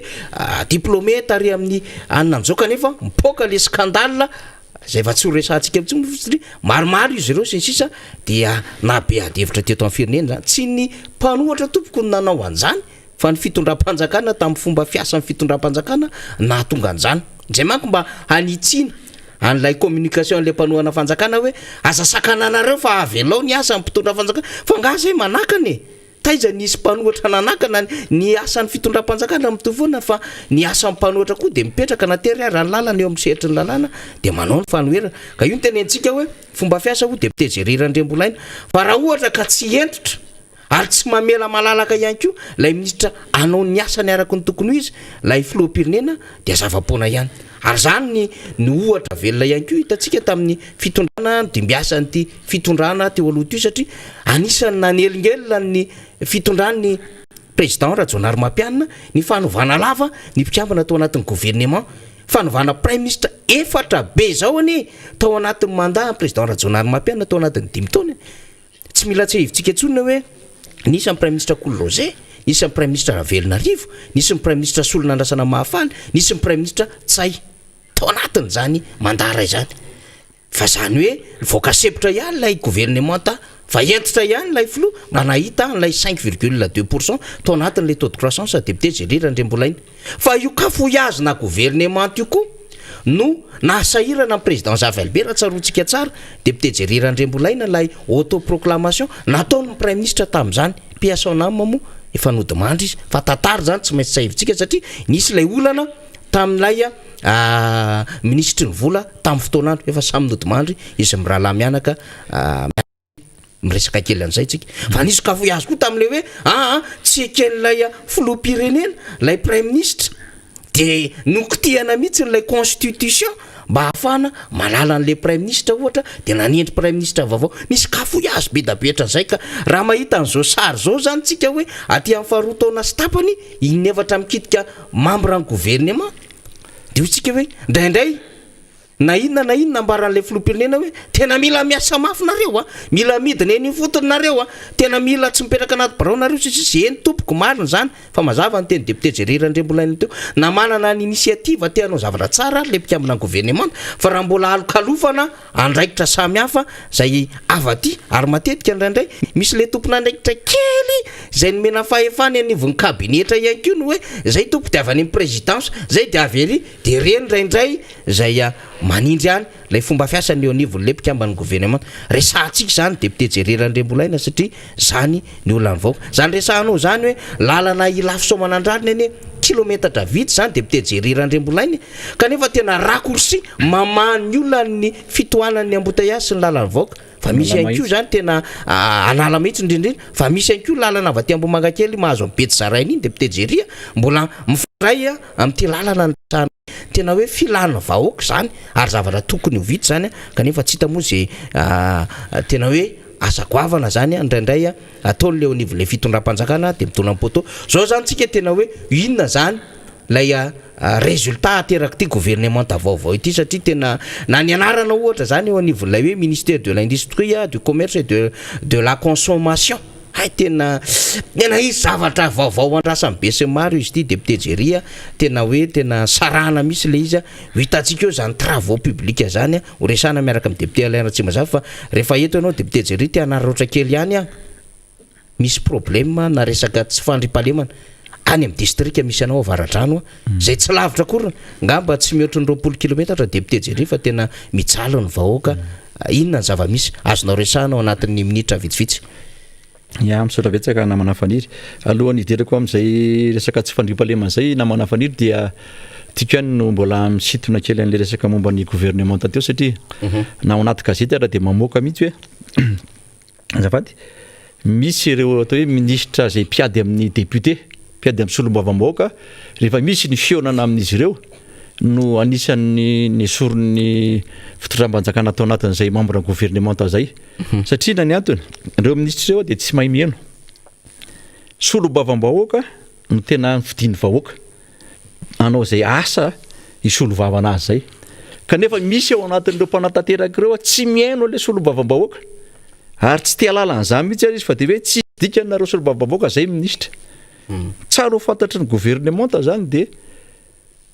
vahoaka ny patron'ny député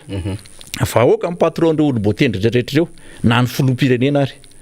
ka raha vao tsy ny zavatra marary amin'ny vahoaka no tsy haninao na ny zavatra marary amin'ny vahoaka ny tsy henonao dia aza mieritreritra ianao fa vita za fampandrosoana zany na aza mieritreritra ianao hoitohitiny fa ny vahoaka ihany koa eo amin'izay toerana nametrananao amin'ny maha-olom-boafidy anao zay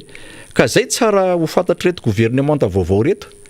hoe mba tokony hainareo ihany mihaino ny solombavam-bahoaka ny tatitra dia atao ny solombavam-bahoaka sy ny etaetan'ireo vahoaka reo ary zay idirako amin'ity resaka tsy fandrimpalemana ty avaradrano satria raha ny zavatra nisy tamin'ny herinandro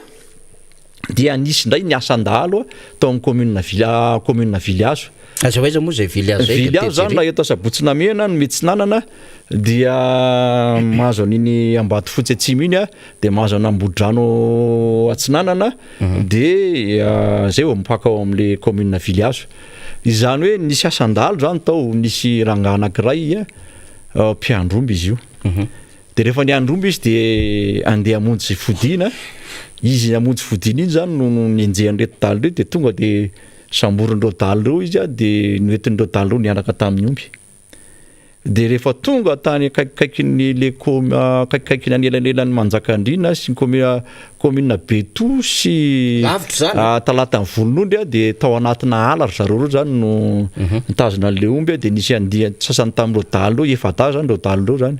dia nisy roa tamin'ireo nandeha nijery lalana dia ny anankiray niandry an'le omby dia ny anankiray niandry an'le tompon'omby zany le mpiandromby dia rehefa varina teo le mpiandromby le dahalo zany sanatria indresaka namono zava-madomelona zany izy dia teo le zalam-piandrombo zany no nanararoatra naka le antsy le dalo dia iny no ety nitsoaka ary ny zavatra nampalelo zany izy nitsoaka sady miantso vonjeo izy indray nitsoakain'ny olona dia zay zavatra rehetrarehetra zay ny anisany nampalahelo omby anakefatra zany le very zany zavatra reo nampalahelo satria le omby very le mpitandro filanimena natsona sabotsy lamena moa zany mendraikitra niny faritra iny zany kanefa gendarme anankiroa no mijanonao vily azy zany ka raha gendarme anankiroa zany tsy havita anenika ny commune vily azy mihitsy zany ka eo zany tiako sotomana ny sainareo amin'ny mpitandro filaminana hoe mila tevenina mihitsy zany raha ny faritra Vagadrano commune 9 misy eto Vagadrano efa natao foana tamin'ny andro siècle teo aloha zany hoe ame mba mila apina zany ny mpitandro filaminana ao Vagadrano indrindra fa hoe mba ametrahana brigady rehefa voaresaka sia hoe ho ametrahana brigady isaky ny commune zany ny Vagadrano nefa raha tsika nalala moa zany zavatra n'izy tsy nisy zay tsisy tanteraka zay na iray aratra antsika am'teny zao ka zany mihitsy matoko fa hen'ny segy vaovao zany zao resaka ataoko amin'ny Miara Manonja zao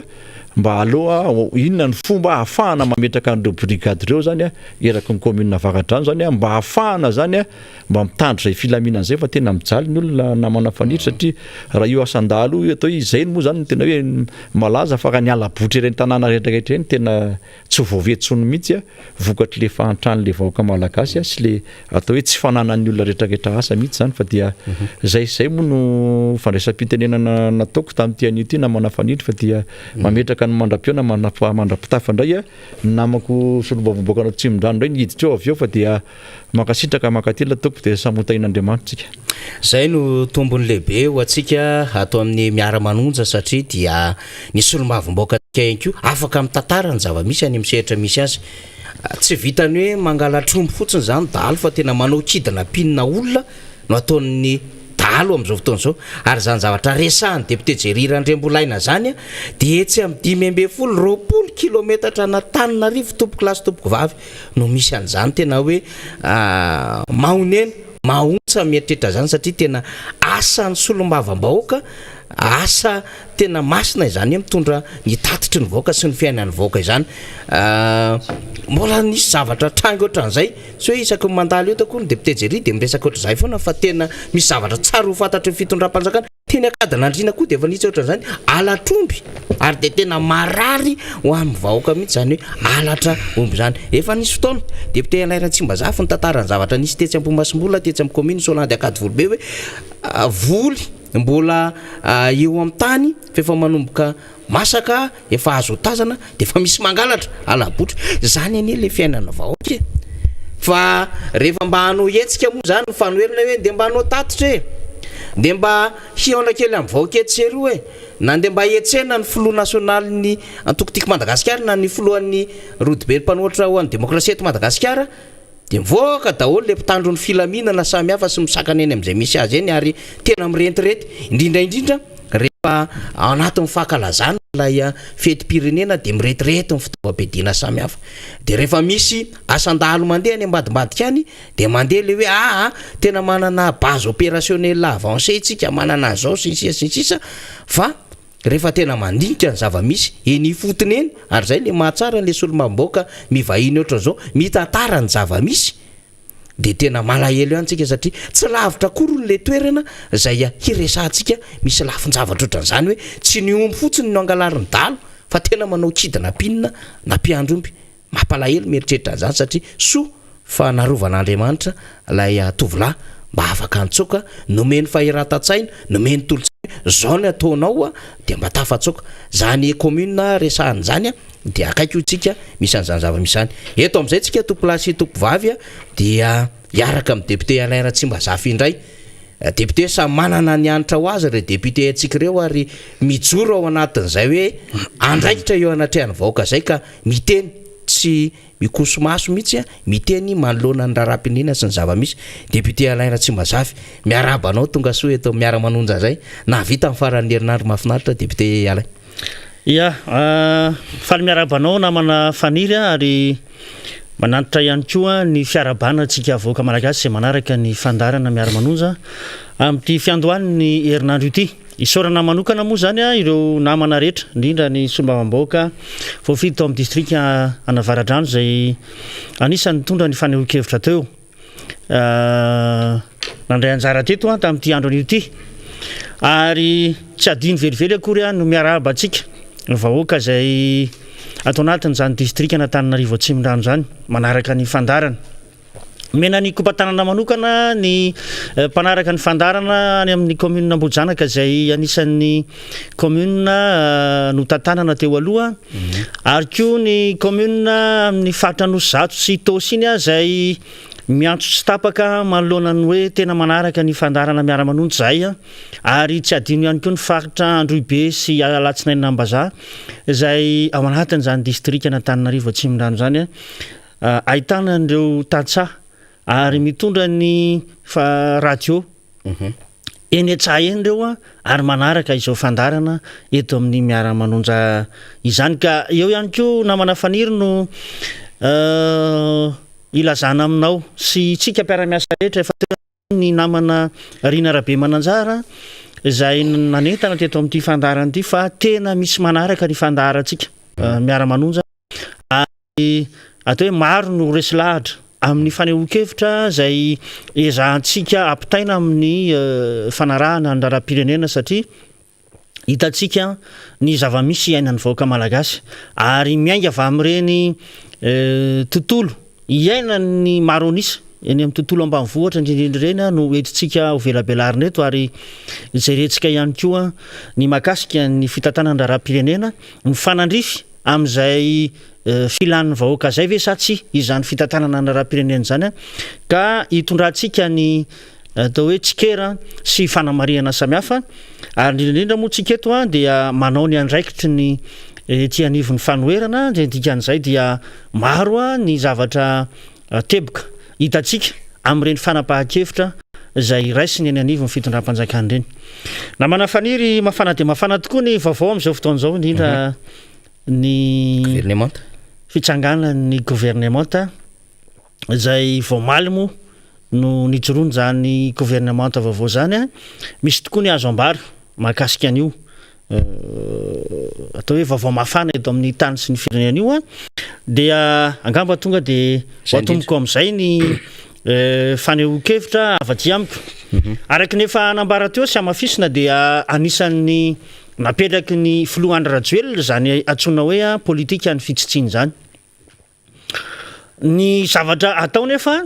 dia ataon'ny mpitary baty vilambava satria nahoana hitantsika fa raha 13 ny atao hoe départementa nisy teo aloha dia tafiakatra aty amin'ny 12 izy amin'izao fotoan'izao. Zany hoe nampifamadihana ny unité sy ny design n'izany chiffre tononony zany. Hitantsika zany fa tsy arakaraka ny zavatra ambaran'ny filoham-pirenena tany aloha tany no tanterahany amin'izao fotoan'izao. Raha tena ampiatra tokoa masika an'izany atao hoe politika ny fitsitsiny zany dia anisany anankiray ny hoe ahoana ny ahafahana manakambana départementa samihafa. Ary efa nisy nahitana an'izany endrika zany teo aloha kanefa angamba dia hoe nandeha ny antsoina hoe adivarotra izy ity moa namana faniry dia mahavariana ihany hoe tsy etam-barotra akory zany toerana maha-ministra na tompona andraikitra ambony eto amin'ny tany sy ny firenena zany ka isina adivarotra toy izany satria hitantsika fa raha tokony tamin'ny asa botsy lasa teo no hoe ivoaka zany listy ny mpikambana ao anatin'ny gouvernement zany dia tsy tanteraka zany raha tsy ny alahady ary efa atao hoe efa ariva ihany ny andro mihoatra adiny ray mahery efapolona 5 zay indrindra any amin'ny tamin'ny 5 ariva mahery tany hoany no zay vao teraka ny famoahana an'izany mpikambana ao anatin'ny gouvernement zany. Zany no ahitana taratra fa ady seza ady varotra no mitranga tao anatin'izany fandraisana fanapahan-kevitra ao anivon'ny fiadidinan'ny repoblika zany. Eo ihany koa moa zany ny zavatra azo lazaina dia ny hoe matoa nisy ny ministra izay tsy naverina intsony hitantana an'izany département zany a dia ny fahitana angamba fa hoe tsy mahafehy izy zany an'izay asa zay. Ny fanontaniana mipetraka amin'izao fotoan'izao dia hoe matovy hoe zany nisy ireo ministra zay atao hoe niverina nandray an'izany andraikitra maha-ministra zany dia afa-po ve zao fitondram-panjakana zao tamin'ireo asa izay nampandraiketina azy teo aloha. Anisan'ny fanontaniana anankiray izay angataham-baliny amin'Andriamatoa Filoha sy ny prime ministre moa zany zavatra zany satria ny fahitantsika mpanohatra mandraka ankehitriny dia hoe ahoana moa zany raha nahafa-po ny asan'ireny ministera tsirairay aby reny ka verina amin'ny toerana izy ankehitriny maninona no mbola tsy manana fahafahana ihany mandrak'androany ety anivon'ny fanoherana ohatra anankiray ny hoe tsy ahafahany ety anivon'ny fanoherana maneho hevitra eo anivony zany ainao manjery mpanjakana toy ny TVM masinerany amin'izany. Nefa fantatsika tsara fa volan'ny vahoaka malagasy no mampandeha an'izany ministera zany ainao manjery mpanjakana zany izay tantanana ministera anankiray. Eo zany nisy tomana ansaitsika hoe nahafa-po ve zany tompona andraikitra zany matoa naverina hitantana an'izany asa indray izy amin'izao fotoan'izao. Raha nametraka ny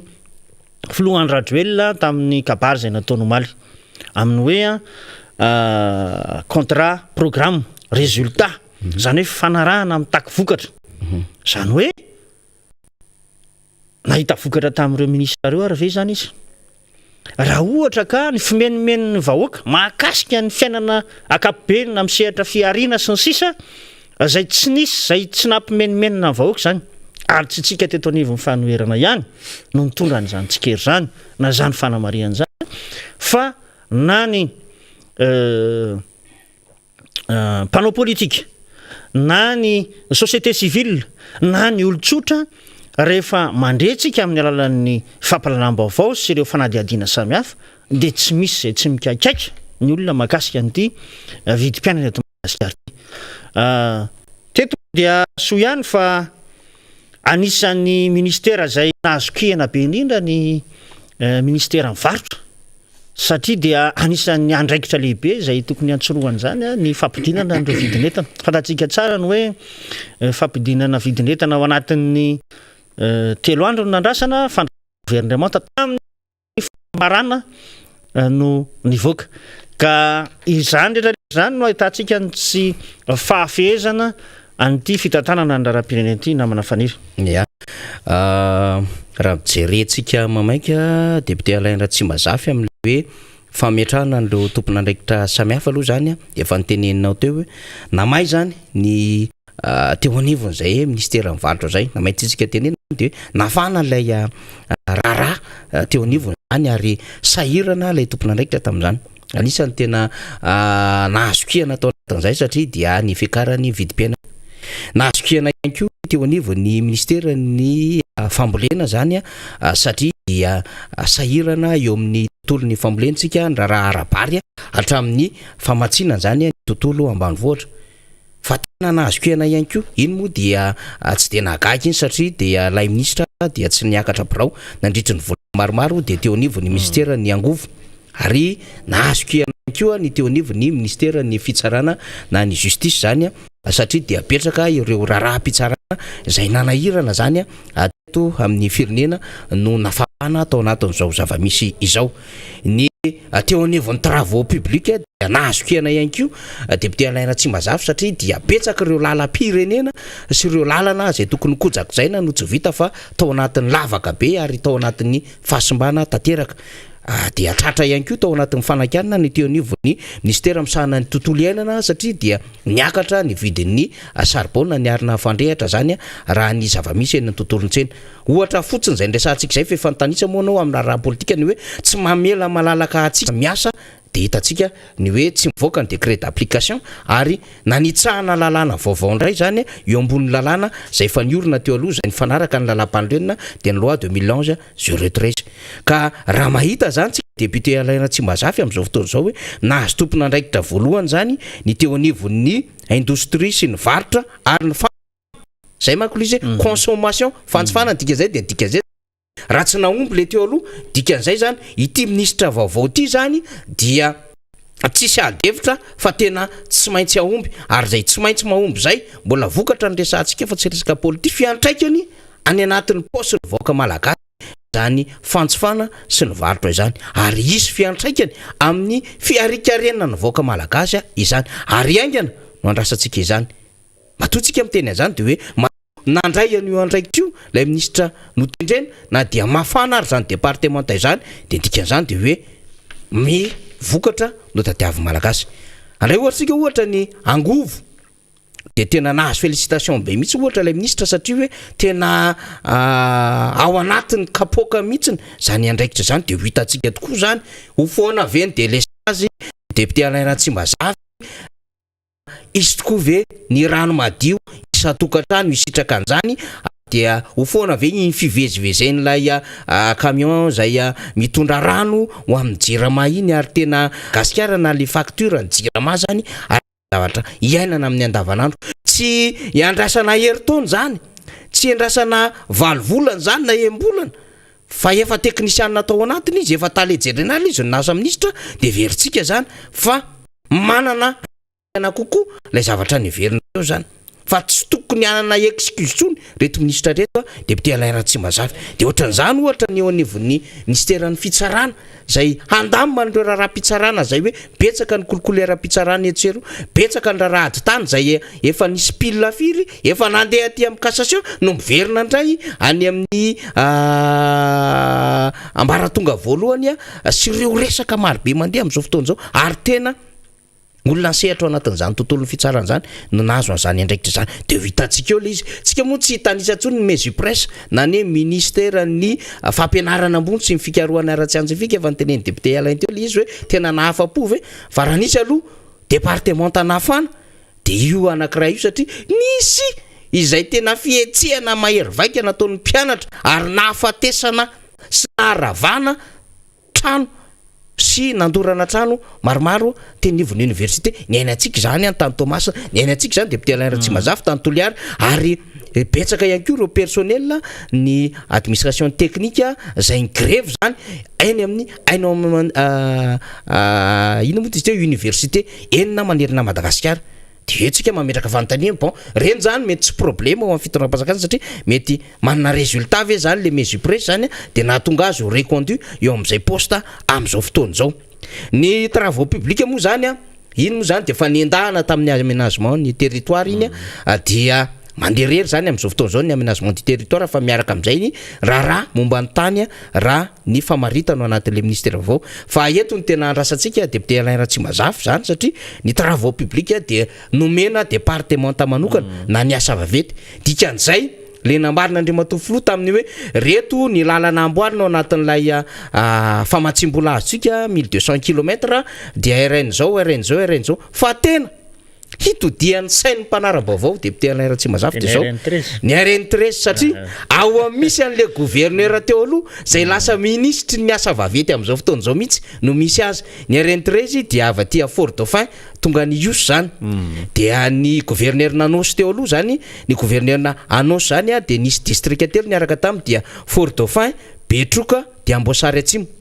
de eo zany tsika amin'izao fotoana zao no miandry hoe avita mission ve satria akoatran'ilay mission zay efa klasika zany andrasany rehetra hoe anamboatra ny lalam-pirenena rehetra araka ny fanampin'Andriamatoa izy moa milaza hoe ho any amin'ny lalam-pirenena faharoa any Atsinanana tsy tonga tany izy fa lasa ny ivelany indray izy tao reny gouverneur zay nge le sarotro izy ty fa aza de miteniteny foana satria indraindray tsy araka le eritreretana le izy de lasa tsy tanteraka le zavatra resana fa ino moa andrasantsika zany amin'reto lalana marobe nambara fa ho amboariny reto fa na izany na tsy zany tena ho hitantsika eo mihitsy le mission ngeza be le principal hoe ho vita ve le LN13 satria ino ny fanampina ataon'Andriamatoa ino hoe raha tsy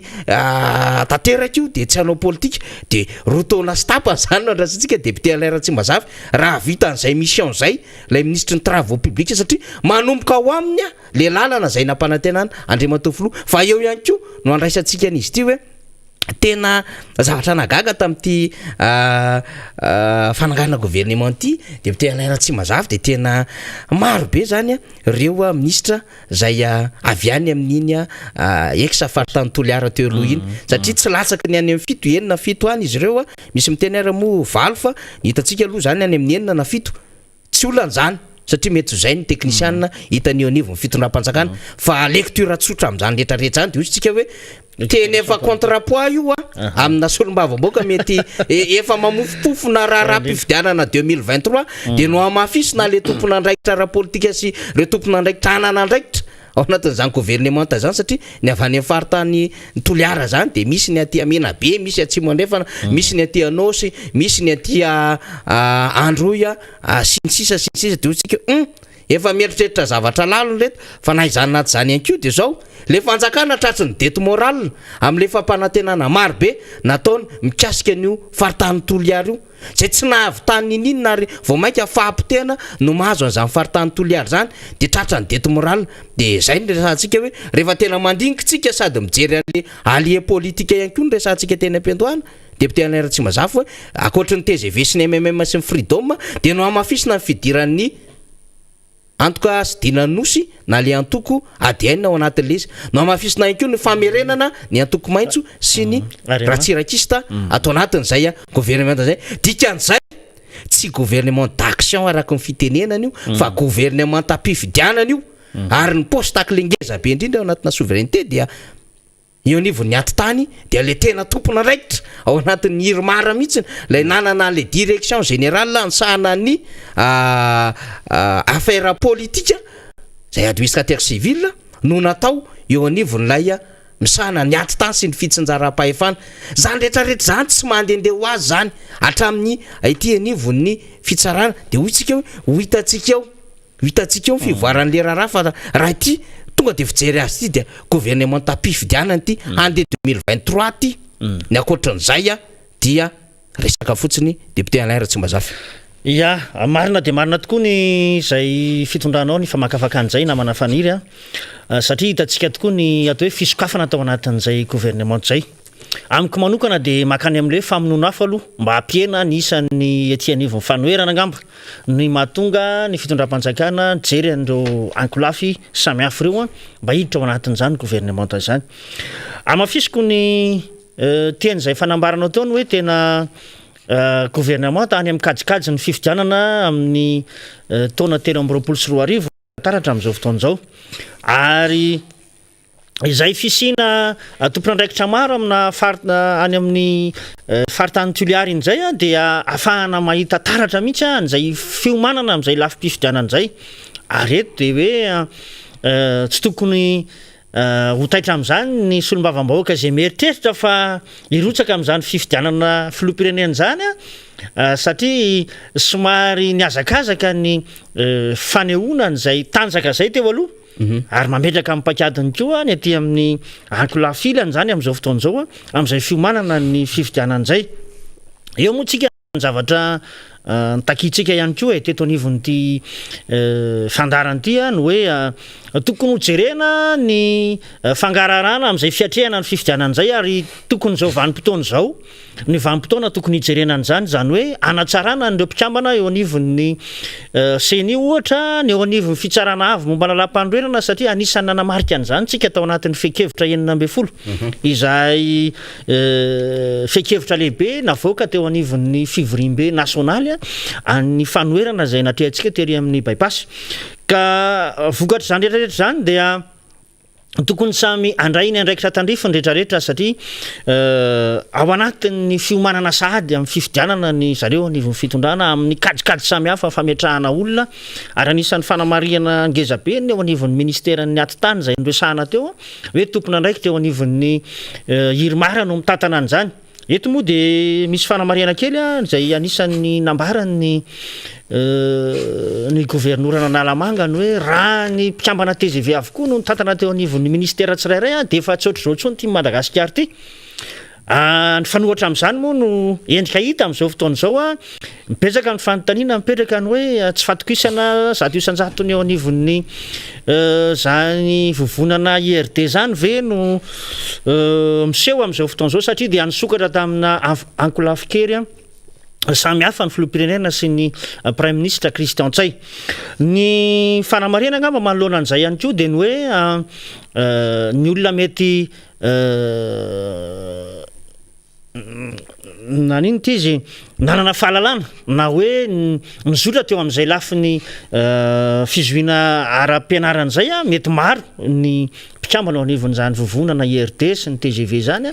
fa nijery kokoa ny filoham-pirenena sy ny prime ministre hoe ao anatin'ny efa 2 taona tsika izao a hitady an'le hoe mpikambana ao anivon'ny gouvernement tena hiasa no andrasana kanefa raha jerena ny sary misy dia tsy misy ihany zavatra antenaitsika manoloana andreo mpikambana ao anivon'ny gouvernement vaovao reo fa misy fomba fiteny moa manao hoe kotsafy ihany leksisy dia andrasantsika eo fa raha ny zavatra hita sy tsapa amin'izao fotoana izao dia ohatrany hoe te aneo any vahoaka malagasy fotsiny ny mpitondra fa niova ny sariny zany gouvernement zany fa tsy dia hisy loatra ny vokatra antenaina manoloana ny zavatra misy amin'izao fotoana izao zay mariany indrindra fa anisan'ny nametraka an'izay hoe lahara-pahamehan'izay ny tety anivon'ny fanoherana ny tokony jerena akaiky ny amin'ny lafiny ara-tsosialy mponina satria io zany no tena mampikaikaika ny vahoaka amin'izao fotoana izao ary zay indrindra no andrasana amin'ity gouvernement ity ho tonga amin'izay famalina ny antsoantso ataon'ny vahoaka izay ve izy ireo satria dia ao anatiny zany hoe olana maro samihafa zany mianjady ny fidiran'ny mpianatra moa zao fa tsy oelo hitantsika fa 10 andro sisa dia higadony zany hoe volana septembre zany zay andro zany sy volana zay hidirany ireo mpianatra ireo an-tsekoly maro ny ray aman-dreniny efa mametraka ny fitarainana ty anivon'ny solombavam-bahoaka manoloana ny tsy fahafahan'izy ireo an'izay hoe andraikitra nireo fandaniana samihafa mifampidirana amin'ny mpianatra eo ny fisoratana anarana eo ihany koa ny fitaovan'ny mpianatra zay fantatsika amin'izao fotoana izao fa tsy mitsahatra miakatra zany fitaovam-pianarana zany inona ihany koa zay no mbola fanontaniana mipetraka eo anivon'ireo ray aman-dreny amin'izao fotoana izao inona ihany koa no andraikitra ho raisin'ny fanjakana amin'izay fampidirana mpianatra zay satria na eno tsara tsika tamin'ny taona lasa ny hoe 0 ariary mampiditra mpianatra eny anivon'ireny sekolim-panjakana fototra ireny kanefa dia mbola nasaina nandovola ihany reny ray aman-dren'ny mpianatra ireny nandoavana nyity karaman'ireo mpampianatra framma zay mivaova moa izy io fa azo lazainy hoe manodidina an'izany maribola hoe 3 alina ariary zany no nalohan'ireo ray aman-dreny ireo ka misitona ihany ny sain'ny fitondram-panjakana manoloana zay fanapahan-kevitra tokony ho raisina manoloana ny fahasairanana zay mianjady ny vahoaka amin'izao fotoana izao namana fanira anisan'ny resahanao teo mahakasika ny hoe teny zay nataon'ny filoha Andry Rajoelina raha tany atsimo izy ny hoe tsy hanao politika intsony raha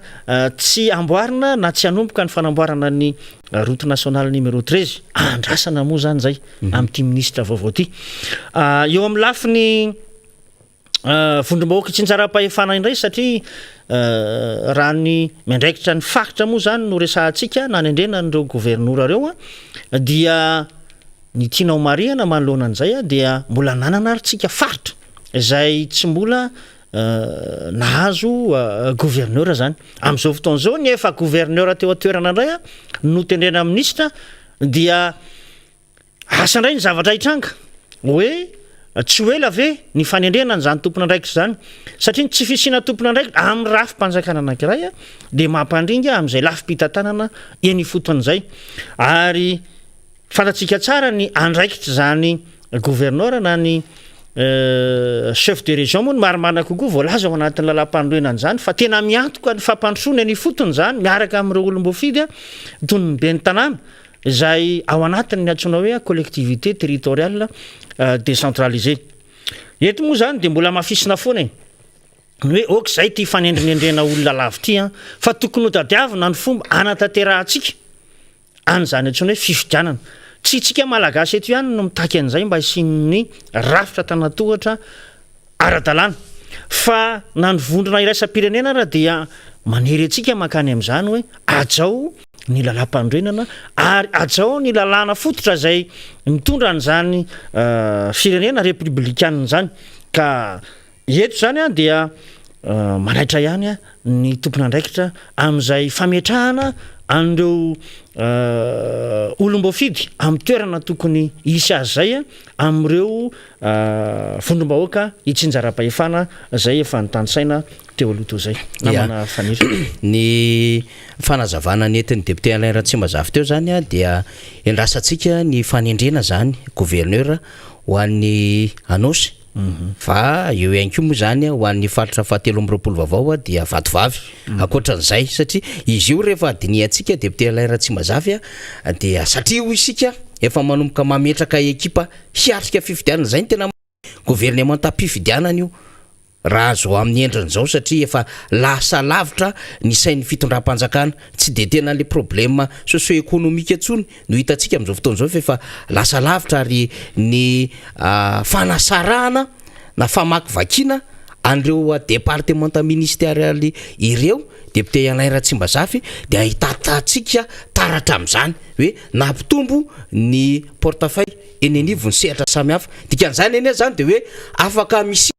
ny ekipana reo tompon'andraikitra samihafa zay tsy hoa satria ny manome toerana ihany koa ho an'ireo ekipa zay efa manomboka menimenina tamin'ny fanohanana nandritra n'izany fifidianana zany a de manahirana dika zay tsy maintsy mamorona seza satria ny teny ampiandohan'ny adevitra ny de hoe hanao fitsitsina isika de atanoany amin'ny roapolo mahery no gouvernementa natsangana zao fitondrana izao tany ampiandohany nazony ny fanjakana fa miverina indray izy ateorina aty amin'ny telopolo mahery de ahitantsika tsara taratra zany rehetrarehetra zany ny amin'ny hoe hiverina hiomana ary hametraka an'ireo mpiaradia aminy hisitona ny namany mba handamina ny raharaha anatiny zany io manina an'izay fifidianana zay de ho hitantsika elo hoe vitiny gouvernementa ikisaka ty amin'ny gouverneur andray zany ny anivony fitondram-panjakana raha ny vaovao samihafa zay mandeha ihany de dikan'izay zany efa manomboka misy mitaitaina indray zany ireo gouverneur samihafa ianareo moa zany de efa tsy araky ny lalam-pandroenina ny fipetrahanareo fa de efa mitaitaina indray satria zay maha-olom-boatendry dia eo ny fanendrena vaovao fa eo ihany koa ny hoe iza koa ny tsy nahavitan'ny asany satria voadona atao anatin'ilay adevitra andresahany koa ny hoe tsy ny mpikamana ny gouvernementa ihany fa hatramin'ireo gouverneur zany de ho hitantsika zany rehetrarehetra zany fa na izany nazy zany de hoy tsika hoe ny ndresantsika tamin'ny herinandro hoe nisy fanairana nataona tompon'andraikitra samihafa ny mikasika ity charbon ty de miteny hoe ny tsy fandraisana andraikitra nataon'ny ministère ny tontolo iainana sy ny fampandrosoana lovainjafy no mahatonga ny fiakarany charbon io na arina fandrehatra io de le olona nanaitra an'izany no nahazo andraikitra amin'izao fotoana izao de hoy tsika anao akory ny ambiance ao anatin'izany départementa sy le gouvernementa izany satria dia mifandona ao anatin'izany ny adevitra fahafaharoa koa de ty vao nitotona lay famoahana ny gouvernementa omaly député Alain Ratsimazafy de efa nisy fanakanana amina olona vitsivitsy ao anatin'izany membre gouvernement izany de eo ny ametrahantsika hoe ny fitondram-panjakana ve tsy nanao enquête de moralité am'ireo tompon'andraikitra ao anatin'izany gouvernement zany satria efa nisy olona tena nisy adevitra be ny momba azy teo amin'ny sehatry resam-pirenena sy teo amin'ny sehatry ny fitsarana de ndraindray tsika ohatra ny lasalasa saina ihany hoe iny olona iny ve lay ny resahan'lay mpanakanto zay akaiky ny fitondrana zay voasaringotra tamina raharaha Apollo 21 ka nisy feo mivoaka na révélation ana feo taty aorina mikasika indrindra ny am'le hoe compagnie atsolika de efa misy technicien malagasy de misy professeur anarana anteneniny ary tam'izany hoe avy any amin'ny olona io ny hevitra na tonga an'le fonds souverain mbola resantsika zay fonds souverain zay amin'ny manaraka de io olona io ve lay nyresahany mpanakanto iny tao anatin'iny révélation iny ve ity lasa ministre ity amin'izao fotoana zao ampiarahantsika baraingy fantany zany raha iny olona iny le izy de otsika hoe tsisy zavatra mandehandeha azara zao rehetrarehetra zao fa misy fifampidipidirana any ambadimbadika any dôly amina resaka lecture politika amina resaka adevitra politika ho resantsika amin'ny fotoana mampety azy zany rehetrarehetra zany fotsika hoe manokatra ny adevitra fotsiny tsika ahafantarany be sy ny maro hoe betsaka neny ny zavatra azo resana fa raha iverenina ny teny député Alain Ratsimazafy teo ny amin'ny hoe tena raha ny TGV avokoa no ao anaty gouvernement de efa nandroso ny zava-misy aloha député Alain Ratsimazafy ny ezaka namadibadika an'ilay tompon'andraikitra voatendry roa amin'ny telopolo tsika ao anatin'izany gouvernement zany fa dimy raha be indrindra no tena manana andraikitra ao anatin'izany hoe tena TGV zany angambana na hoe le mpitolona raha niraisitsika ao anatin'izany ohatra azoko tsika raisiny zany ny eo anivon'ny transport ny eo anivon'ny atitany ny eo anivon'ny angovo ny eo anivon'ny tanora de mety angambany hoe ny resaka ponina de mbola asitsika gadoany kely ohatra ny anivon'ny fampianarana angambana fa raha ohatra zany le sary mivoaka zany de ataontsika 5 na 6 sur 32 zany la hoe mpitolona na tena hoe manana ndraiky dikan'izany de mbola tsy namaly ny etaeta ary raha ny teo anivon'ny solombavam-bahoaka le hoe mba mitaratra ny anivon'ny anteny meram-pirenena dia solombavam-bahoaka iray ihany nao anatin'izany gouvernement zany député Alain Ratsimazafy sady resaka covid-19 ihany tsika député Alain Ratsimazafy mba mangataka kely minitra vitsivitsy amin'ny namana technicien satria taratara moa tsika nanomboka de mba mangataka minitra vitsivitsy député Alain Ratsimazafy sy ho atsika technicien ya hitatsika taratra tokoa moa zany tao anatin'izay fandrafetana ny mpitsambana ao anivon'ny gouvernement zay a ny fahavitsiny ny mpitsambana ao anatin'izay hoe vondrona IRT na ny TGV zay a efa fanontaniana mipetraka de hoe efa tsy mahatokontsony ve zany ny eo anivon'ny présidence anreto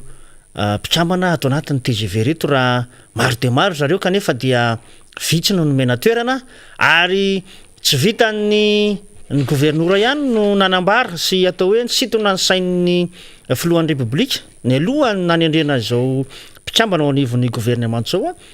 fa eny fa nany filohan'ny anteny meram-pirenena raha dia anisan'ny miteny an'izany tao anatin'ny kabary fanokafana ny fivoriana tsara-potoana zay ny tanterahana tamin'iny tapabolana lasa iny ka eo indrindra no isotomantsika hoe efa misy ny tsy fitovikevitra na ihany koa tsy fanekena an'izay fangatahana ataony ny ety anivon'ny vondrona irmara na ny ety amin'ny TGV zay de anjaran'zareo moa zany fa izy samizy zany zao efa manomboka amseho zany endrika ady atrano sy valalakarona ataontsika hoe mifanipaka zay ao anatin'izany fitantanana ny raharam-pirenena zany fa eto ihany koa araky nefa nambaranao teo namana faniry dia misy ny ministra zay niala ary nisy ihany koa no mbola niverina amin'izao fotoana zao moa fantatsika fa nisy ireo fekevitra zay no raisina tetỳ anivon'ny fionambe nasionaly zay nataon'ny fanoherana dia anisan'ny takiny tetỳ anivon'ny fanoherana tao amin'ny andininy faefatra ambe folo no hoe takina nanaovana audit ny famatsimbola tamin'ny covid-19 tamin'ny taona 2024 matoa moa zany netỳ anivon'ny fanoherana mametraka an'izany de nisy tompona andraikitra tao ary na be resaka zay tsy milaza hoe le olona eto akory na ny ministra lazainy eto akory no anisan'ny mety sanatry ny vava nitondra ny fanodikodonana samihafa fa manamarika zay amin'ny mahatompona andraikitra azy amin'ny hoe nisy ny tantana zany ministère zany zay nitantana ihany koa any hoe ady atao amin'ity covid ty dia maro ny fanamariana ny tranga toy ny famoaham-bola miopapana mahakasika an'izany hoe raharaha bombo susety tao ihany koa ny mbola raharaha mahakasika ny resaka écran plat zay ny rahantsika nalala fa ny tompona andraikitra zay voatonontonona tamin'izany dia tsy mitana andraikitra maha-ministra azy tsony amin'izao fotoana zao ny fanontaniana dia ny hoe andevy ny raharaha-pitsarana nyreny raharaha reny satria raha sy diso de efa tonga ny anivon'ny bianco ny raharaha efa nisy olotsotra sy mpanao politika zay nametraka an'izany fitorinana fitaraina an'izany anivon'ireny sapana raha-mpanjakana ambony reny miandro ny vahoaka malagasy manahoana ny toy an'izany tena mametraka an'le antsoina hoe tantandalana vetsika ary ametraka an'izany mangarahary zany tokoa ve eto amin'izany fitantanana ny raharam-pirenena zany dia andrasantsika moa zay namana faniry fa eto ampamarana ihany koa amin'ny fandraisam-pitenenana satria efa somary manakaiky ny ora zay amara-paranana ity fandarana ity dia tsy adino no miresaka ny vaksiny zay vaksiny iadina amin'ny covid zay tonga omaly ariva dia tsara ihany no miresaka avy satria dia araky ny fafantatsika moa dia avy amin'ny initiative covax ka ny frantsay no nanolotra antsika indray zany amin'izao fotoana zao an'ilay andihan'ny faharoa na ny deuxième dose zany ho amin'ny vaksiny zay iadina amin'ity covid-19 ity zay marihana fa 20 000 dose zany no tonga amin'izao fotoan'izao ary androany moa zany a no anomboka zany campagne de vaccination zany a eto amin'ny faritanina Tananarivo sy ny faritra zany a any Antsirabe. Ny andrasana moa zany de hoe manahoana indray a ny fanentanana ataon'ny fitondram-panjakana satria fantatsika tsara fa tsy ahitana fahavonona loatra zany fitondram-panjakana zany a amin'ny ity vaksiny izay edina amin'ny Covid-19 ty. Ny fanontaniana dia ny hoe mbola sahifikitra amin'ilay CVO ihany ve ny fitondram-panjakana satria ny amin'ny lafiny fanentanana amin'izao fotoan'izao dia mbola hitantsika fa mandringa efa tapabolana teo zay nahatongavany vaksiny Johnson zay mbola no tehirizina eny anivon'ny hôpitaly lehibe eto amintsika fa tsy mbola naparitaka zany mandraky ty androany. Tonga indray ty ny AstraZeneca dia ho hitantsika eo ny fomba fiasany zany fitondram-panjakana zany nahazo ministra moa zany tsika amin'izao fotoan'izao ministra ny fahasalamana dia hita hoe manahoana ny hafanganam-pandehana amin'ny fomba fiasany zany ministera zany amin'ny ady atao amin'ity valana retina Covid-19 ty. Tsara marihana na manafaniry fa anisany nitaky an'izany tetenivon'ny fanoherana ao anatin'ilay feikevitra ao amin'ny 17 no hoe takina ny agnaovana vaksiny fao be ho an'ny voaka malagasy. Raha ny isa nefa an'ireo vaksiny zay tonga aloha atreto dia azo lazaina fa olona manodidina ny 20 000 ihany zany no tena hoe ho vita atsakany sy andavany raha ho mafy raha ny fanentanana dia ireo ihany zany ny olona mety hisitraka azy satria raha nahatongava 200 000 azafady 200 000 ny olona zay atao hoe ho vita ara-dalàna andiany voalohany sy faharoa satria fantatsika tsara fa tany amin'ny andiany voalohana dia 197 000 ny olona zay nanao an'izany vaksiny zany andiany voalohany Covishield moa ny anarany tamin'izay fotoan'izay tena nalalantsika azy ary amin'izao fotoan'izao dia 200 000 no tonga anaovana an'izay andeha amin'ny faharoa zay. Ny rarina dia mba tsy anapotehantsika indray toy ny teo aloha vaksiny izay tsy lany nefa fantatsika fa vahoaka malagasy dia mbola maro be no tsy misitraka an'io vaksiny io dia anentanana zany manao antso mihitsy moa zany marimarina kokoa ampitondra fanjakana hoe amafiso re tompoko ny fanentanana ny vahoaka malagasy amin'ity fanaovana vaksiny ity fa aza mifikitra amin'ny fampiasana an'le CVO tsika fa ny eran'izao tontolo zao nefa mitodika makany amin'izay lafiny fanatanterahana ny vaksiny mba hananana atsony hoe immunité amin'ity aretiny ity zany satria fantatsika tsara fa raha tsy tratratsika hatrany amin'ny 50 ka hatrany amin'ny 15 isanjaton'ny malagasy no vita vaksiny dia mbola ahina ny hiparitahan zany valana retina Covid-19 zany eto amintsika. Manafaniry amarantsika deputé Alain Tsimbazafa fa alohan'ny tena amaranantsika azy dia ty feo ty no amaranantsika azy no raisina teo anatin'ny pejin'ilay les indignés de Madagascar 1974 izy ty. Izy ty dia kabary nataon'ny filohan'ny republika tamin'ny taona 2024 volana Aogositra mitantara ny zava-misy ainy firenena malagasy dia roa taona sy tapany izy zao amin'izao fotoana zao dia nanangana gouvernement vaovao tsika ohatran'ny hoe zao zany vao tena hiasa dia hoenotsika hoe inona ny zava-misy zany sy nambara amin'ny filoha tamin'izany fa izy ihany no manontany dia izy ihany no mamaly ny kabariny ao anatin'izany kabary zany hoenotsika ao anatina minitra vitsy le izy dia orinan'izay amarantsika deputé Alain Tsimbazafa.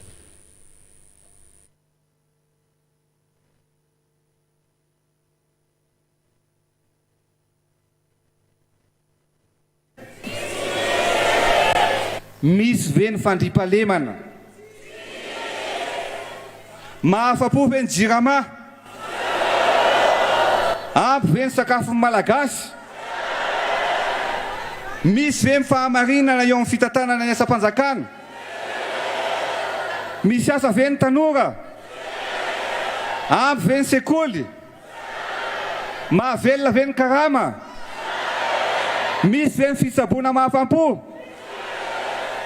rariny ve raha ohatra ka mando vola voatafiditra amin'ny fifaninana mpanjakana rehetra misy eto amintsika rariny ve zany azo ekena ve zany misy ve ny rariny sy intsiny any ambany ravikazo rehetrarehetrany misy ve ny fanjakana eto Madagasikara fa inona ary misy eto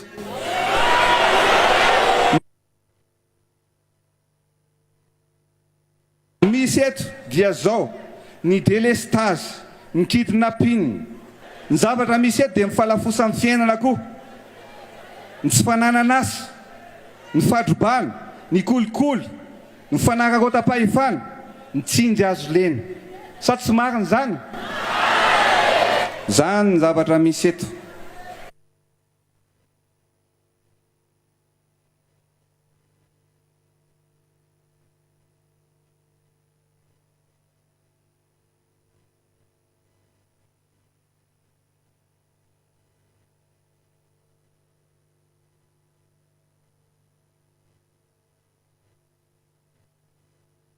iny moa zany ninitsika anampitsaivina fotsiny hoe